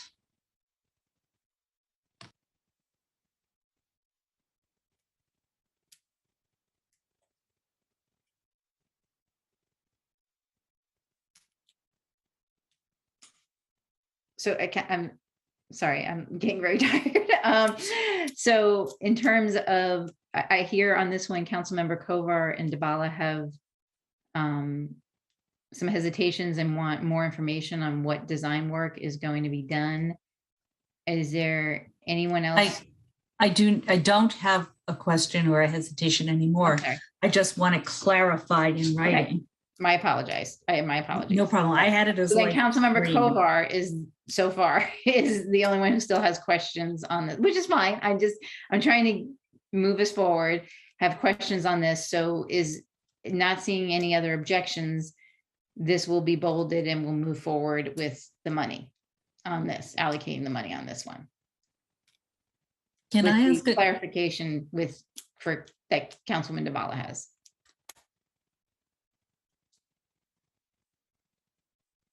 Is that right? Yes, I had a question about whether we would consider putting some of these on hold. I do not recommend putting the Recreation Center redevelopment money on hold. I was just wondering what had happened to that idea. You can raise it. No one has asked to have any of these put on hold. So okay, I think if I had thought of it when we talked about the community center renovation, I might have said that, but let's keep going for now. Could have, and you could go back and say it. So far, a majority of council has said yes to move forward allocating these funds to each of the projects. So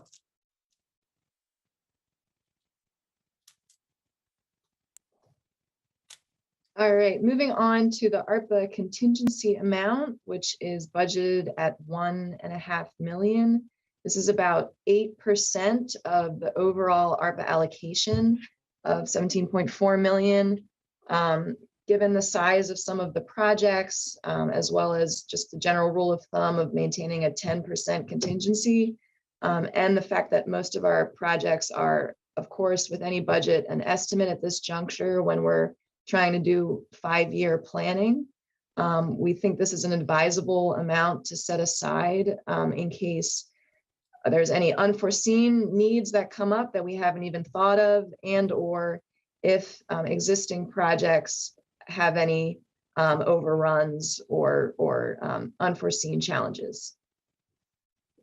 Councilmember Smith and then Searcy. The one thing that I couldn't figure out with this line item, does this come out of the ARPA regs, or are you just using this as good government practice? Is that where you came up with the idea? Correct. It's the latter. Yep. This isn't a requirement. It's a advised financial practice.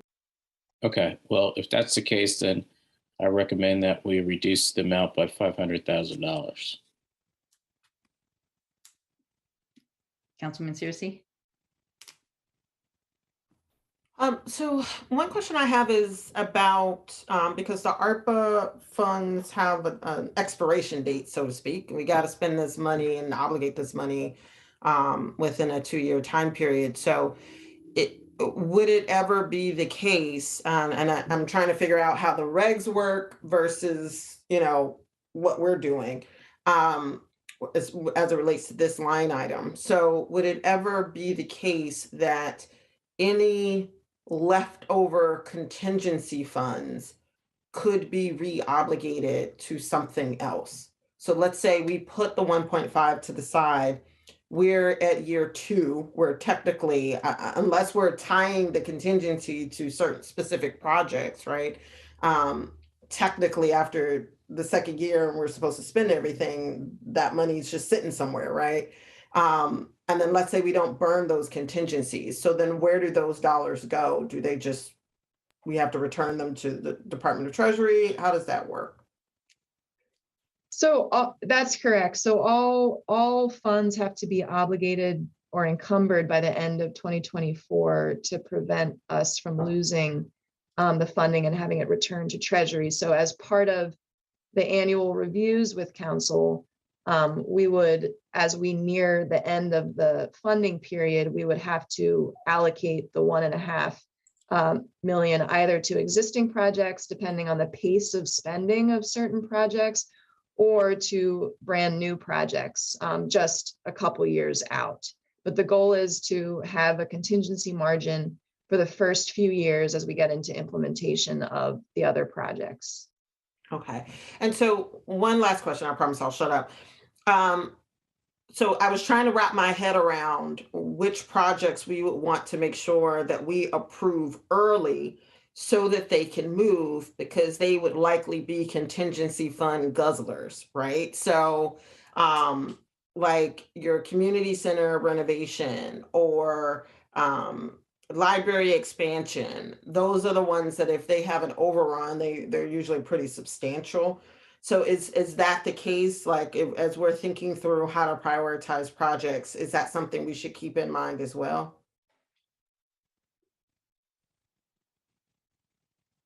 I think it's just generally, so I'm a little, so council members, so you're talking about earmarking particular projects for the contingency amount? I'm just saying, like, as we're talking about, and I know folks talked about putting things on hold, in my mind, there are certain types of projects, like these big construction projects, that are probably going to be more likely to have, because of all of the stuff that's going on in the world, with supply chain issues and the like, they're more likely to be susceptible to a cost overrun, which would require the use of the contingency amount. So those wouldn't be the projects that we would necessarily want to put air quotes on hold, because if we start them too late in that 2-year window, then we wouldn't know about those cost overruns in enough time to be able to use those contingency funds to go towards it, right? So, so in my mind, I'm just bringing that up as something for council to keep at the forefront of your minds, because we only have 2 years with this contingency fund, regardless of the amount that's there. And if we have certain projects that are more susceptible to cost overruns just because of construction costs and things like that, they're going to be the ones that's likely going to need to tap into that contingency. And we may want to get those projects started sooner rather than later. That's all I'm saying. Yes, you would be correct in that. And it could be other programs, let's say the energy efficient or the multifamily. There's a significant need and you spin through that quicker, sooner. You may want to reallocate some of the contingency fund to be able to meet that need. So it would be up to, council, how you would look at, the cost overruns on some of the infrastructure projects versus, some of the immediate need program side. And we would need to probably have some of those discussions on a regular basis anyway, because at the end of that second year, if we have projects that are need-based that are being underutilized, we may have to make some decisions around re-obligating those dollars too, right? Correct. Okay, thank you. Wait, hold on. Councilmember Siemens. Thank you, Mayor. Ms. Clark, could you please refresh my memory on what percentage this is of the total? It's around 8%. Okay, which is below the kind of the recommended safeguard for municipalities. In which case I would suggest raising it to the 10%. Because I think our, our experience in the past has been that there are overruns on many of the projects, not just capital projects, but other projects that require additional funding. And I think it's in our best interest to prepare for that possibility to the full extent recommended. Thank you. Councilmember Cover. A couple of things, depending on what happens with the remaining projects, we're going to end up below zero on this with the things we've approved so far today. So if we want to maintain 1.5 or a little bit more, we'll have to make some reductions unless the upcoming projects that we still haven't talked about aren't approved. That's number one. But number two, I would say in general, the contingency, I think it's good to have it, should only be for existing programs that we approve as part of this process, except in maybe a very unusual case. And to me, that would then mean that we'd be plugging in the contingency funds into existing initiatives that we've already started up. So I think if it's looked at in that way, there really isn't much risk that there would be unused money, because we, as I see it, we wouldn't be creating many new programs to use the money as much as just plugging it into something that we already have that may turn out not to work. And there might be some things that will cost less than we think, not because the need's not there, but maybe because we don't get good grant applicants or something of that nature. So I would say having contingency of 10%, if we can get it, is a great idea, with the main understanding that it would be used to supplement initiatives that we approve as part of this process that we're working on now. I do think, though, when we just finish up tonight, we're going to find it is a lot smaller than that, and then we'll have to adjust some other numbers to get there. Thanks. And I'll just add, I agree with Councilmember Smith in reducing the contingency amount by about $500,000. I'm more concerned with actually getting some of these projects up and running and spending the money rather than holding on to it at this point. Councilmember Siemens? Old hand. Okay, Councilman Devala? I'm not prepared to approve the 1.5 right now for all the reasons you all have just said, that we need to see how the rest of this shakes out before we can. Yeah, we're going to do that right now. Yeah. Thank you. Mr. Powers, I don't know if I'm seeing it correctly though, like where are we showing subtractions? Because I think Councilmember Smith had put a reduction in the workforce development one by 75,000, and then, so can we show those as well so that we can vote on them? Am I just missing? Sure. I could either add that as new projects or just reduce it from. Why don't you just the add it as new existing. projects so that we can vote on them? Thanks. So I think Councilmember Smith had a reduction 75,000 in the workforce, and then a $500,000 reduction in the contingency. And notwithstanding the great explanation on the community center in terms of keeping projects all in one budget, I would like to propose that there be a $200,000 subtraction for the community center renovation for the reasons I originally outlined. Okay.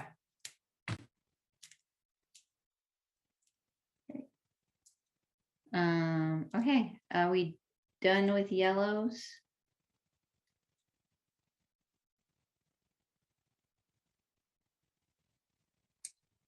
I think I had also added. Oh, I'm sorry. Did I miss a hand? I'm sorry. Oh, no. I was just noted with the subtractions, I had suggested maybe a 100,000 reduction from the utility. Yes. My apologies, Councilman Costa. No problem. I missed that one. Councilman DeBala, did you have something else? Okay. Ms. Clark, are we ready to go on through the pink? Yes, we are. All right, so we are down to 3 remaining projects. The library expansion, Maple Avenue Complete Street, as well as the Tacoma Branch Stream restoration. We can start with the library expansion for $2 million. We had provided council with an updated budget table as to how we arrived at that $2 million estimate.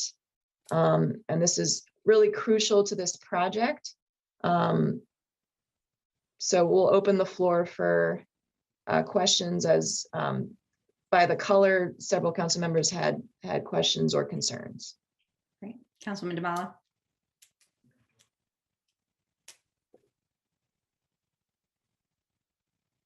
Councilman, if you're talking, you're on mute.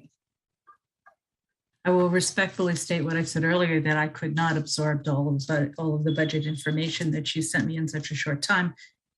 And I am going to need to ask that we put this on hold till next week, or that we start the discussion now and return to it next week. But I am just not able to absorb the information that you've sent me in the budget spreadsheet. Whether it answers the questions I asked, I just wasn't able to get to it. Councilmember Smith. So, I asked questions last week about the infrastructure bill and what can be used and what can't be used. I'm just not clear that whether or not the state will have any large funding opportunities for something like our library expansion. Why, I just don't understand why the money has to come out of our ARPA allocation. So yeah, Councilman Smith, it is not eligible under the infrastructure bill, and we're not aware of other funding sources. Okay. I hear you. I just don't agree. Thank you. Councilman Costick. Thank you for sending the information earlier today. As Councilmember DeBala said, I feel like I haven't fully had a chance to review it all. And so I do think having some further discussion on this would be useful. One of the things I was digging into and didn't have a chance to fully get through, and I can send you this in writing so it's maybe a little clearer than just trying to explain my thought process here. But I was going back and looking at the numbers as they're proposed now versus what we had at our last work session. And so for me, I feel like just having those two things kind of pulled together, I really appreciate the chart that you gave us. But if we could just have those kind of side by side, for me, that would be useful. Because one of the things I was looking at there was it looked to me like we had a total, and these are my rough notes, so it's possible I've not gotten all these numbers totally accurately, but it looked like we had a total of 9.8 million available funds in kind of that earlier presentation that we got. And then the current total funds available are 8.8. And so I'm not sure if that has to do with there being some aspects that were in the original funds and budget that have already been expended, and that's not included in the total budget, or why that is. But just want to kind of understand that more. I know you've looked at the cable grants. I think the information you sent had the state capital grants kind of zeroed out in terms of the funding source. And so I found that a little confusing because I thought we had already gotten those funds. So that part was all confusing to me. And I'd just like to get some further information on that. Sure, we can certainly provide that, Council Member Costick. The table you're referencing with the 9.8 million was put together back in December 2020, I believe. So the difference is going to reflect, we fully spent the 300,000 in the state grants. Also, we've already spent a portion of the bond on design. But I agree that a side by side would be helpful, and we didn't have time to prepare that in time for this evening.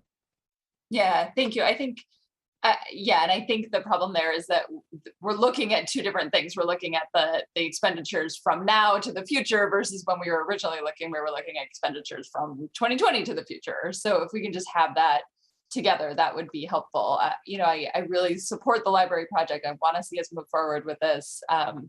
And it is very frustrating that we've had the increase in costs, and I would have loved for us to have moved forward on the project earlier and avoided some of that. But I just want to make sure I fully understand what we're looking at, and that what the total increase is kind of across the board, not just at this moment in time.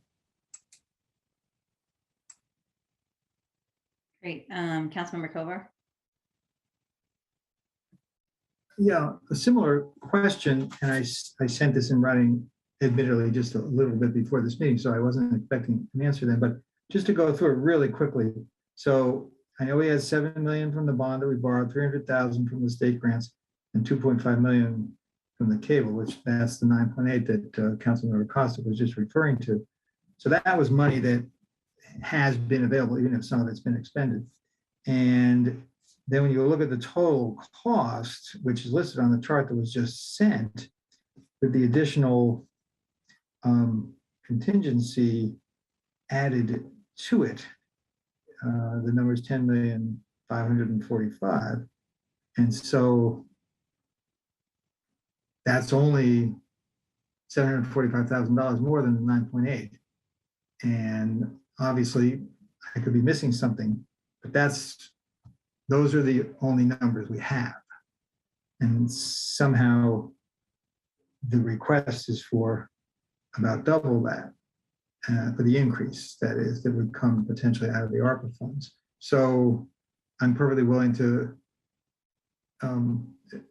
accept that maybe I'm missing something, but the 9.8, that is definitely what we had up until this most recent change, and none of those funds don't exist anymore. Some of them may have been expended, but they were available to us.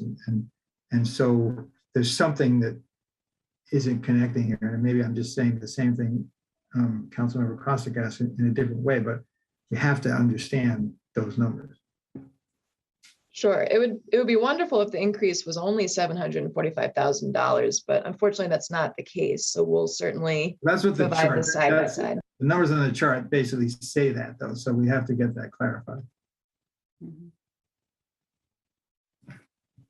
So I guess one of the things I'd like to ask the council, if it sounds like to me what we're talking about is trying to figure out the amount, not necessarily whether or not the library is something that we would spend ARPA dollars on.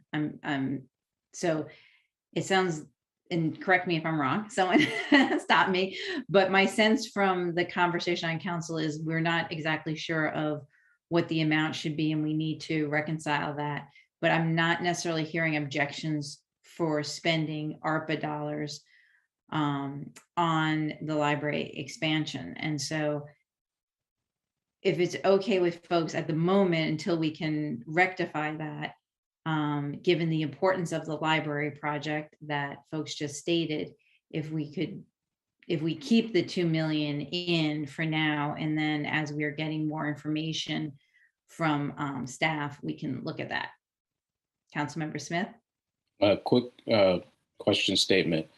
I've never supported the library project at this amount, but why isn't it possible that staff can't present a project that is $2 million less than this request? I mean, why do we have to consider this $2 million?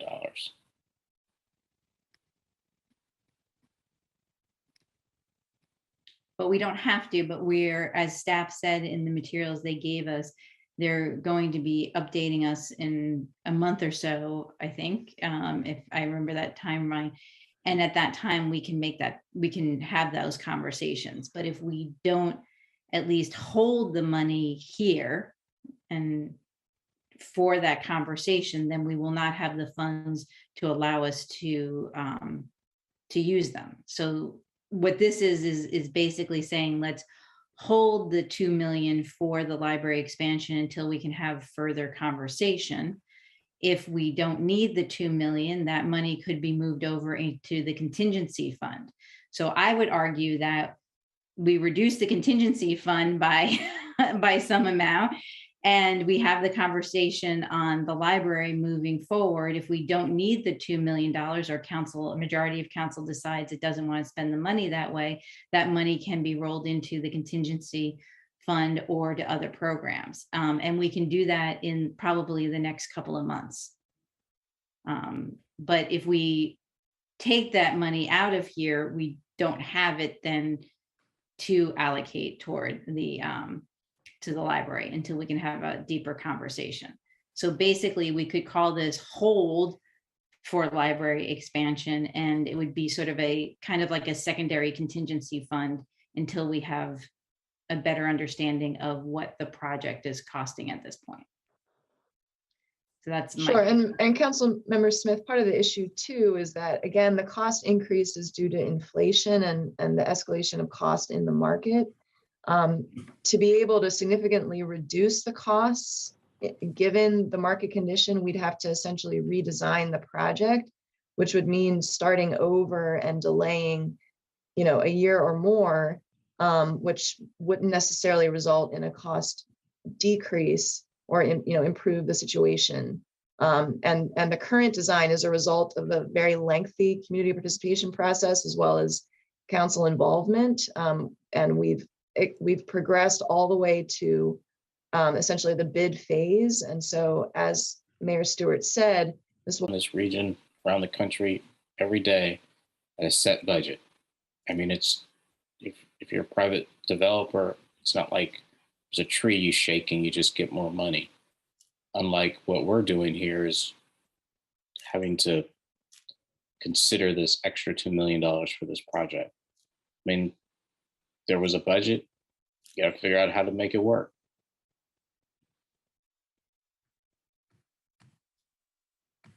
Well, at this point, I think for me personally, the library expansion is really important. The council made a decision a number of years ago to do the project the way it has been designed moving forward. The library is so much more than just sort of the bricks and the mortar of part of our community. And I think holding this money for a few more weeks or a month or so until we actually know what, and we can have an informed conversation makes the most sense to me, rather than actually jeopardizing this project after we've worked on it for so long. Councilman Dabala?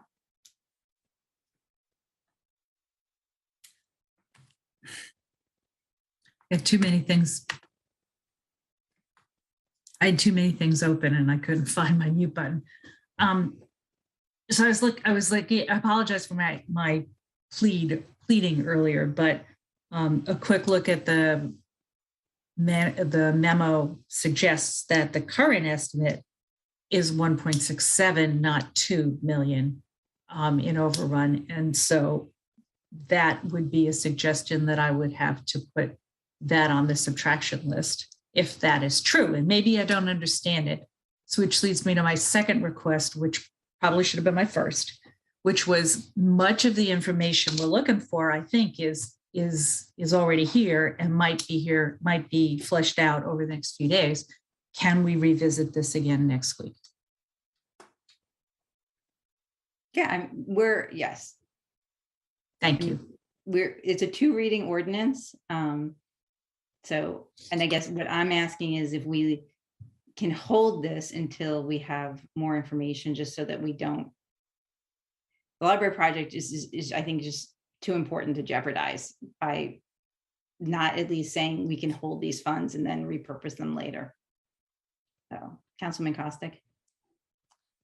I like the idea of holding funds and then having a further discussion. I also like the idea of having some further discussion next week as well and getting some more information then. I also had the question about why the 2 million when it's the 1.67 as the estimate, and maybe that includes the contingency built in there. I just think we just want to make sure we understand the amount we should be holding.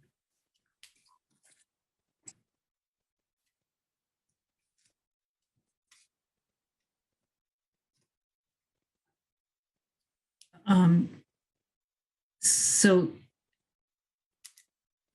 I'm wondering if I'm back to my first question, the 1.67 in the memo that just got sent around, is that a better reflection of the amount that we should hold off on for now until we know more than the rough estimate of 2 million, which had to, you had to have something in the proposed plan. I understand that. So we included 2 million because we did want to build in a contingency. We very deliberately did not put 1.6 million or 1.7 million. We put 2 million because there are certain items such as moving and storage that have not occurred yet. So we did want to build in a contingency, but we can speak to some of those items that might need that contingency margin. But Right. The 2 million is deliberate. Okay, so in the table, there's a line for an additional contingency already above the 1.67 million. I'm not trying to argue with you, but I'm saying it's not clear. It's clear enough. I really want to build the library. I really think it's important, but I really don't understand these numbers, and I'm not prepared to vote yay or nay on this item. I can't do it. I'm sorry. If I'm the only one who abstains for tonight, then so be it.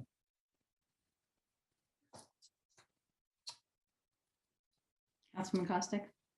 Yeah, I was just going to add that I think we have time to delve into this a little more next week because we have the 2 reading ordinance. So I think we can move forward with it if there's a majority of the council that's good with having that kind of highlighted in that ordinance, and then we make the decision next week.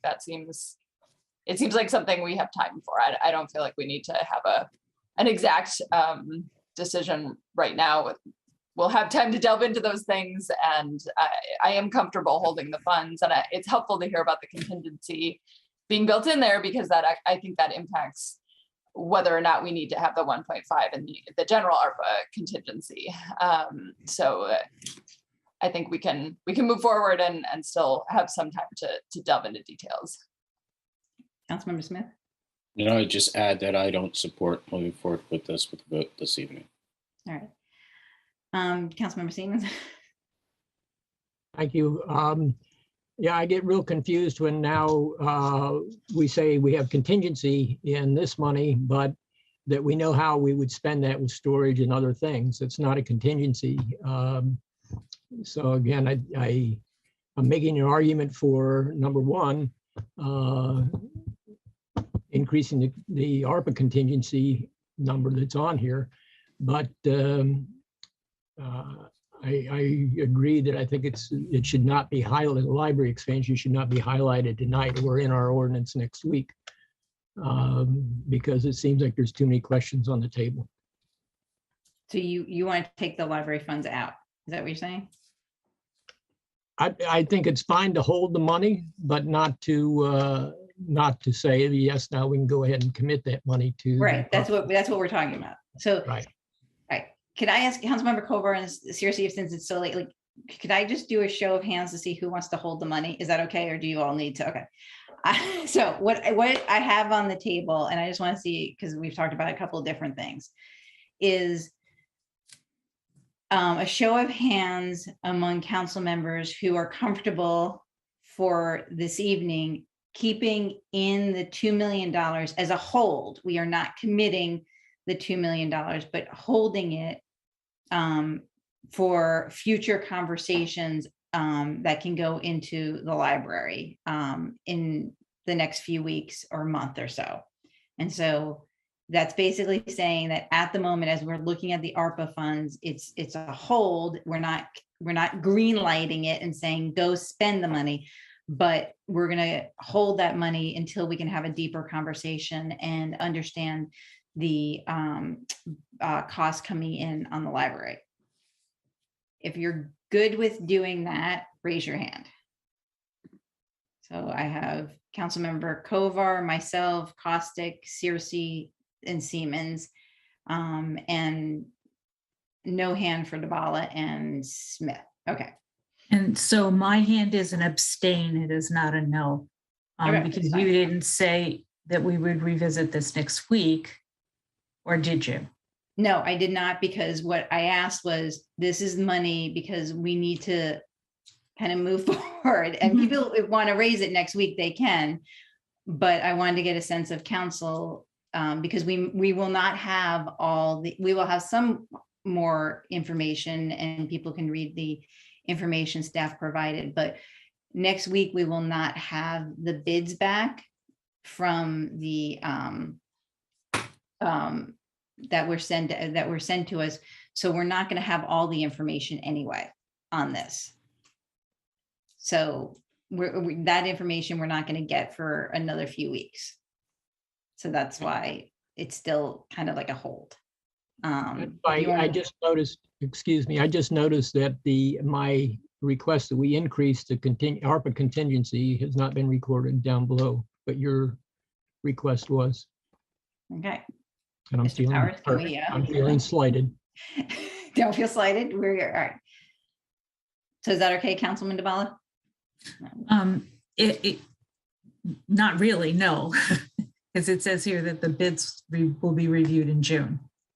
So that's a little bit, so I would like to speak, I would like to speak to it again next week. And maybe I can go, once I understand it, I can go from abstain to hold. I would really like to, I just don't understand it at this point. Sounds good. Well, and we're doing this, but just, again, it's late, and we will, have an opportunity if people do want to revisit any of these things, we can. I didn't mean to say like we're not revisiting it, but I wanted to make sure that understanding what information would be available next week. It's probably not going to be much more than what we have, I guess. So.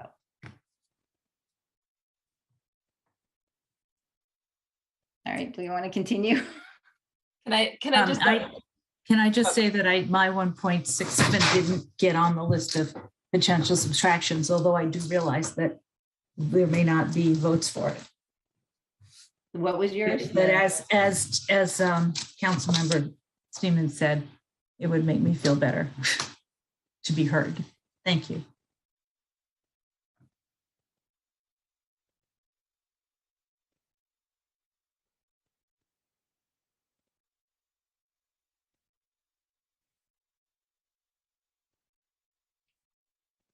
Do you want to go to the last two projects?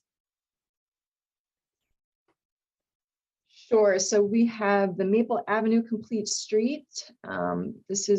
Would fully accomplish that project for a cost of 1 million.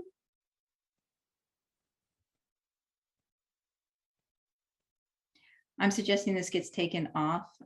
While it's an important project, I don't see this as appropriate for ARPA funds and would like to look for other funding for this project in the future. I appreciate the work that staff has done. Hearing comments tonight from Ms. Jones, who I hope is asleep and no longer watching us, because I'm sure she's very busy. I appreciated her coming a few hours ago, but I would move that we remove this from. I would support that action. Councilmember Smith supports. I have Councilmember Siemens and then DeValla. Thank you, Mayor, and you saved me my energy. I hope that my colleagues, and I trust that you do remember Denise Jones' comments tonight, which go beyond just ARPA funding. It,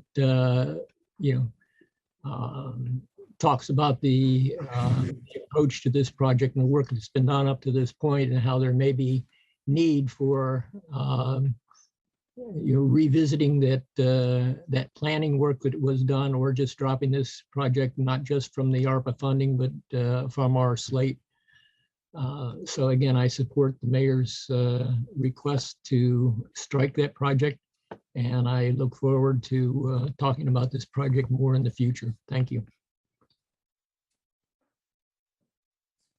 Councilman DeValla. Yeah, I had sent around something earlier, again, out of date, even as I was writing it, apparently, to focus this only on the lower end of Maple Avenue. And then after listening to Ms. Jones and remembering the sessions that I had been to, the 30% design sessions, there did not seem to be agreement on what the 100% design ought to look like. And so I was assuming, I think perhaps wrongly, well, I take that back. I was assuming that part of the next step on this would be to go back to folks on the lower end of Maple Avenue and work out some of the differences in design, in requests for design before moving to the 100% design, which would then be before moving to construction. So I am okay with taking this off at this point. Councilman Costick. As not ready for prime time. I support removing it from the ARPA funding. I would like to see some further community outreach and some further design work on it in the future, but I agree that I don't think it works as part of ARPA, and I think there's still a number of questions related to it. I do think there could be some good shifts in the design to really meet some more of the need that we have there, rather than sort of what has been proposed right now. So I wouldn't want us to just completely drop the project because I think there's some good potential there with some redesign, but I would remove it from the ARPA funds. Councilmember Kovar.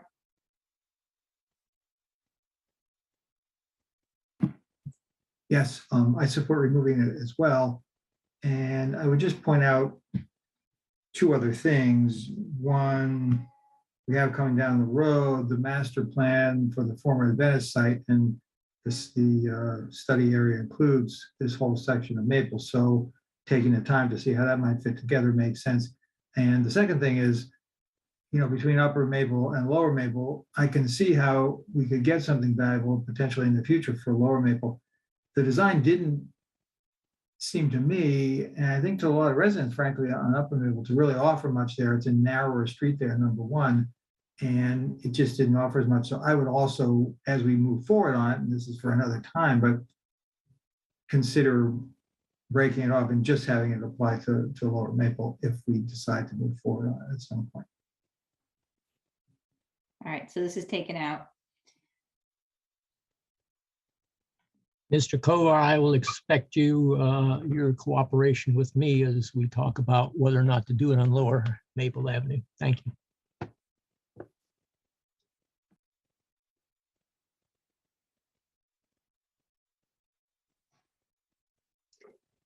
Great. All right. Well, we have reached the final project, the Tacoma Branch Stream Restoration for $250,000. And this would also fully realize this project, which our Public Works Department has been trying to do for several years now. Councilmember Kovar, is that a new hand, old hand? Councilman Costick? So I know this is on the red, but I want to speak in support of it. This is a project, as you said, that has been an effort over many years. Public Works has sought to get some funding from grants for it and has not been successful. At least that's my understanding. It is a significant need. It's something that is impacting residents who live in this area and experience a lot of stormwater runoff. And there's a need for both the environmental improvements that would come from this and also the stormwater as well. And so this was something that it's my understanding was hoped to move forward this year, and was not able to be moved forward because of other sort of emergency projects that came up in the meantime. So I do think this is an opportunity to close the loop on work that has been, there's been a lot of preparation work for this in the past. And so I think we're in a position to be able to implement it now. And I would really like to see it move forward. I think this is an opportunity to use some of the ARPA funds to do some infrastructure work there on something that is really needed.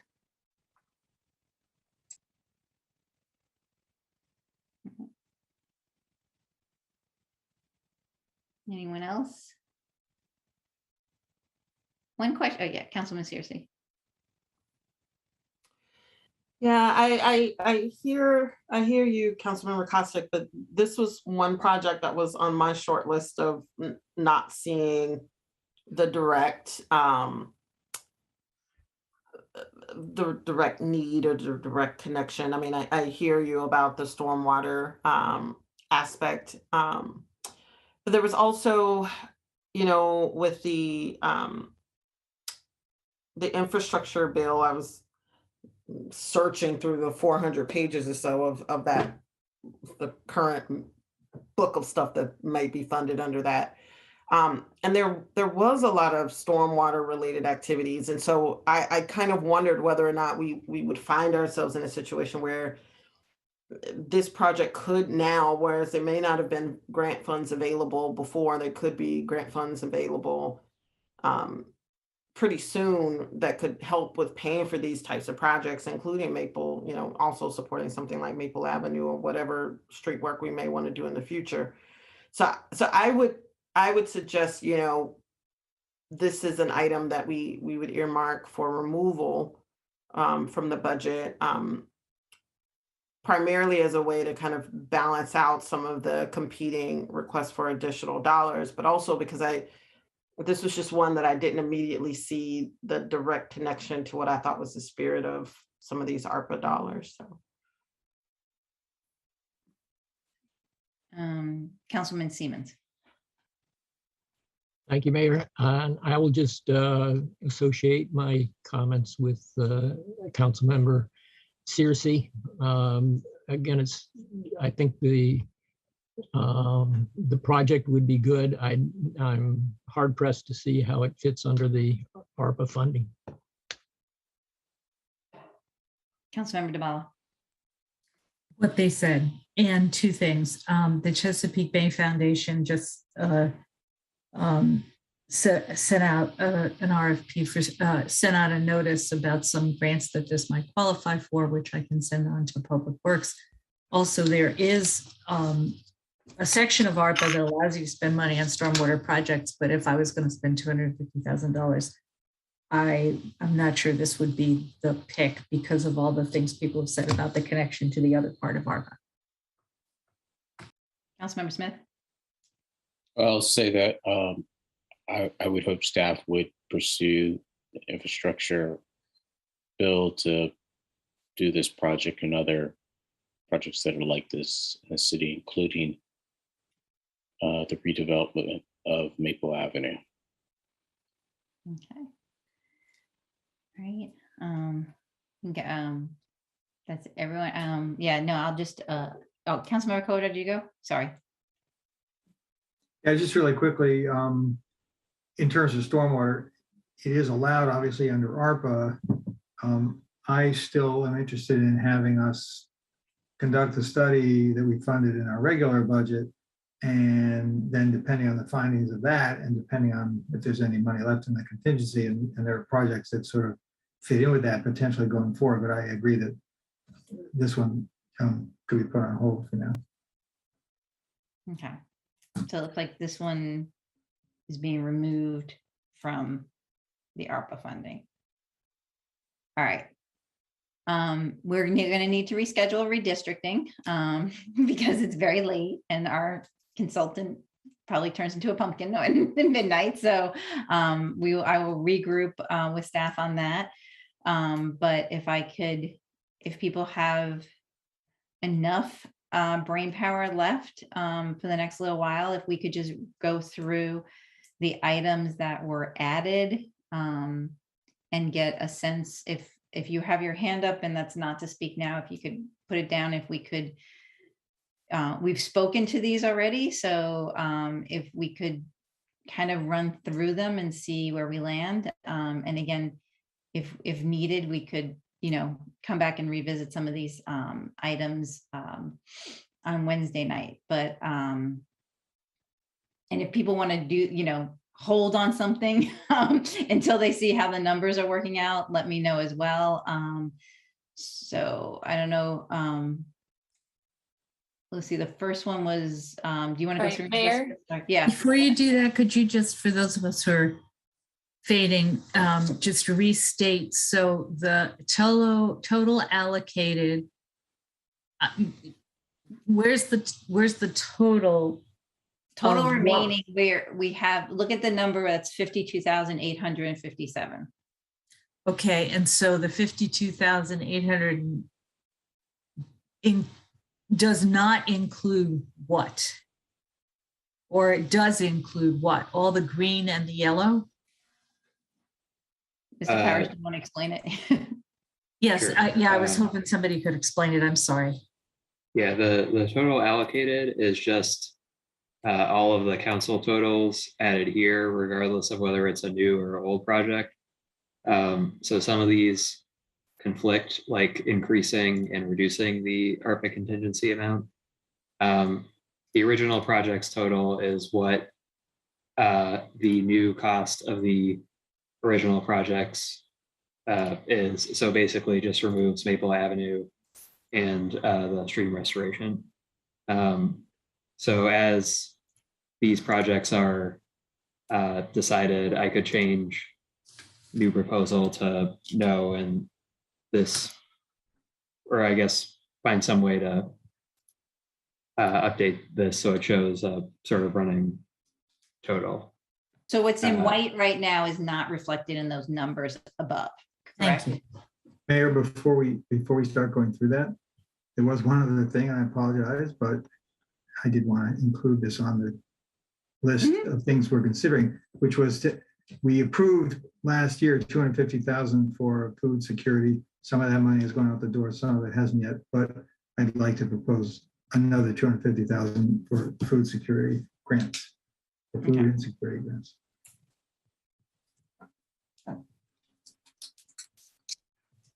Thank you.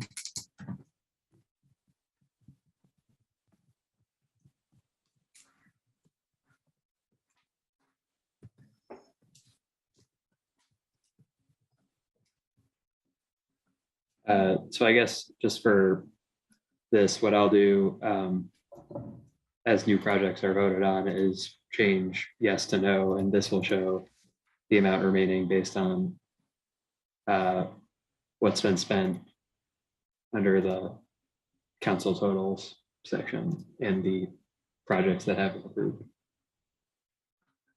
So we want total remaining to be zero, basically. This total remaining, yeah. Yes, okay, that's the one we're looking at, all right. And we have not yet voted whether to reduce the contingency. Yeah, Right. this doesn't show any date changes. Okay. Do you want me to do it, Jessica? Or you want me to do it? I can run through it if you want. You want me to do it? Before you do it, is it possible to say what happens when we get to social service partnerships 1.8 million and we want to do it, but there isn't 1.8 million in total remaining?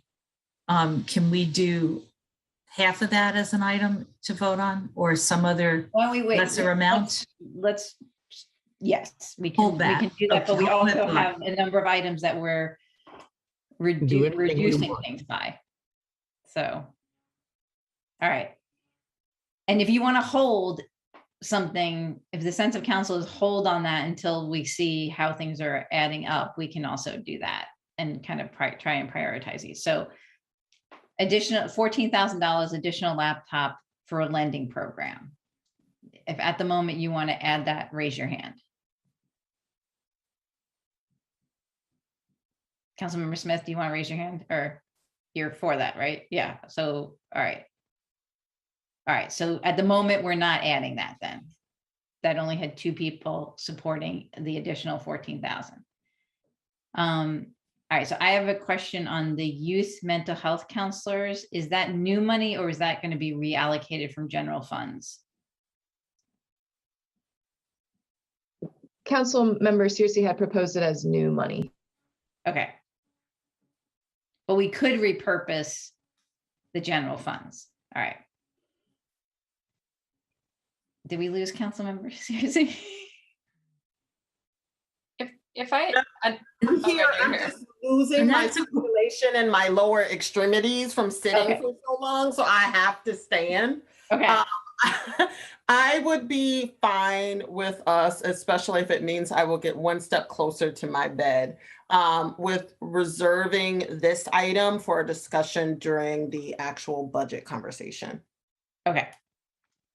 I would appreciate by next Wednesday a little more clarity on this notion of repurposing. I think I'm repeating myself, but it comes up here and it's going to come up in a couple of other items.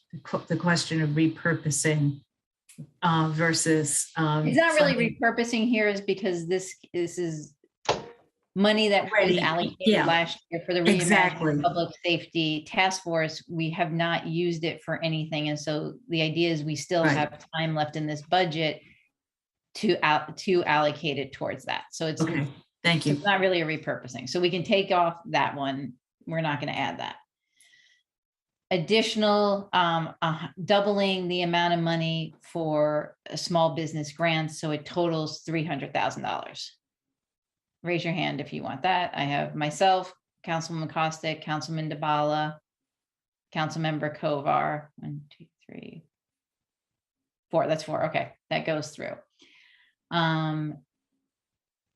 And another, on top of that, another $150,000 for small businesses. So the total would be $450,000.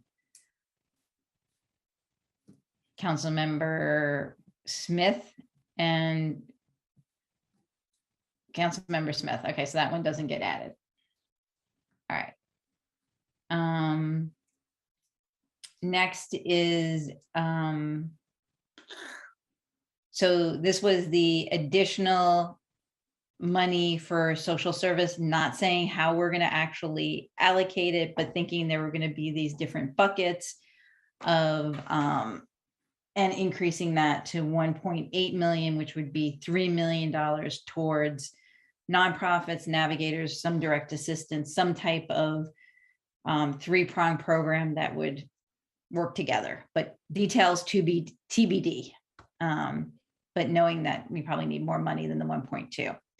How many people in favor of adding 1.8 million? Councilmember Smith, myself, Stewart, Costick. Councilman Searcy, do you want to weigh in? Yes, my hand is raised. Okay, so that's 4, so that gets added. Can I request that we get more information on the structure of that next week?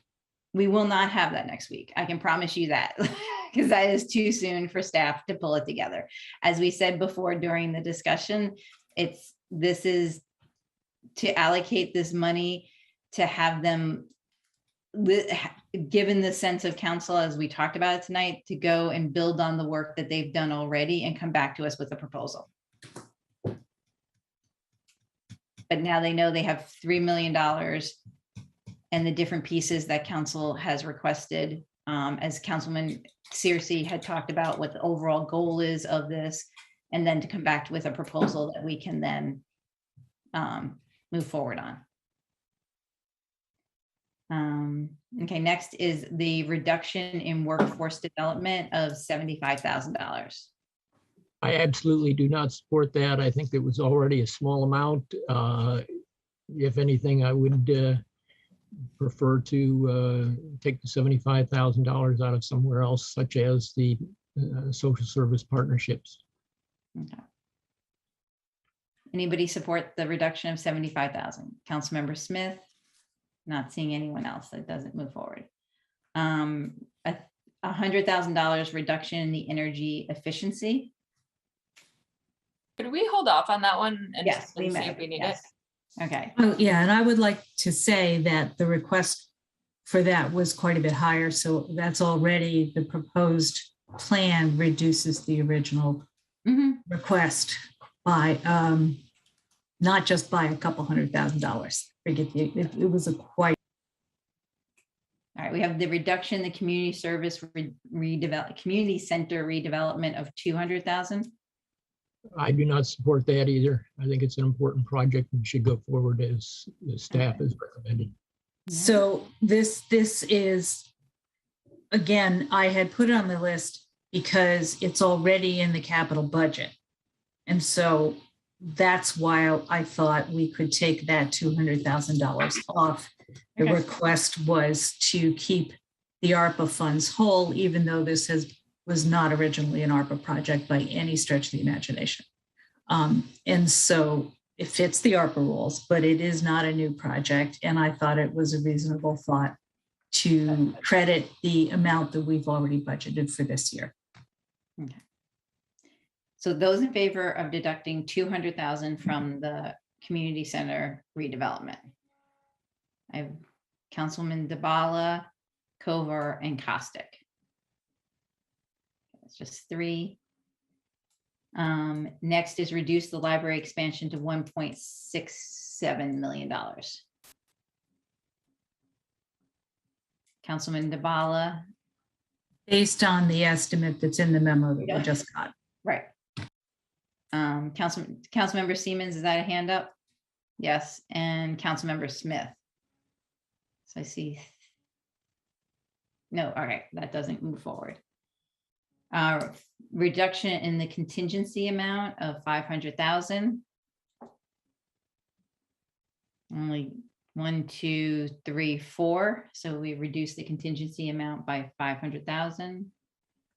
I'll withdraw the next line. Okay, thank you. An additional 250,000 in additional food security grants. Councilmember Smith and Kovar and Siemens.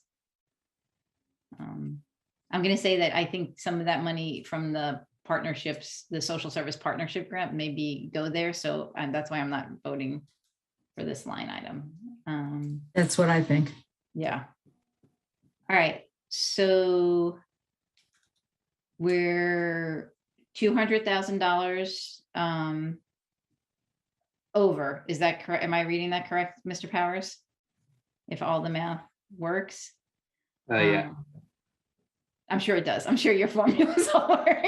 I'm not questioning you. I'm questioning my ability to stay awake right now.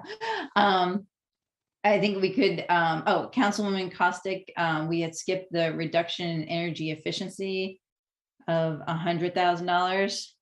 Councilmember Kovar, your hands up. Are you voting in favor of that or no? Okay. Anyone voting in favor of that? I have Councilwoman Kostick. Okay. So then we're $200,000 over, and we could propose to reduce the additional social service programs by that amount and have 1.6. Or some other, or we could leave this for tonight and sleep on it. And if somebody actually, that might be the best thing to do. Let staff also have a chance to digest it. I think $200,000 we're pretty close, given what I would like to propose that, but go ahead. So I think we can work on this, and the staff may have some, now that we've done this, some proposals of where to find the other $200,000. But I think having us be able to sleep on this and review it one more time before voting. How much on is the overall contingency in this plan if we came up with the extra 200,000? In this plan, it's $1 million, a little over $1 million. Okay.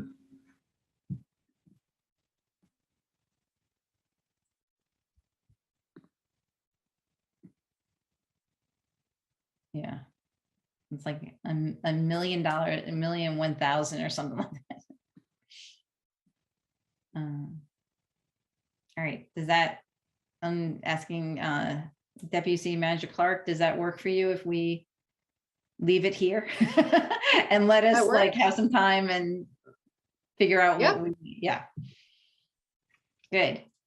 All right, I think we're gonna do that, and we will revisit this next week, and we will I will work with staff and revisit the redistricting work also.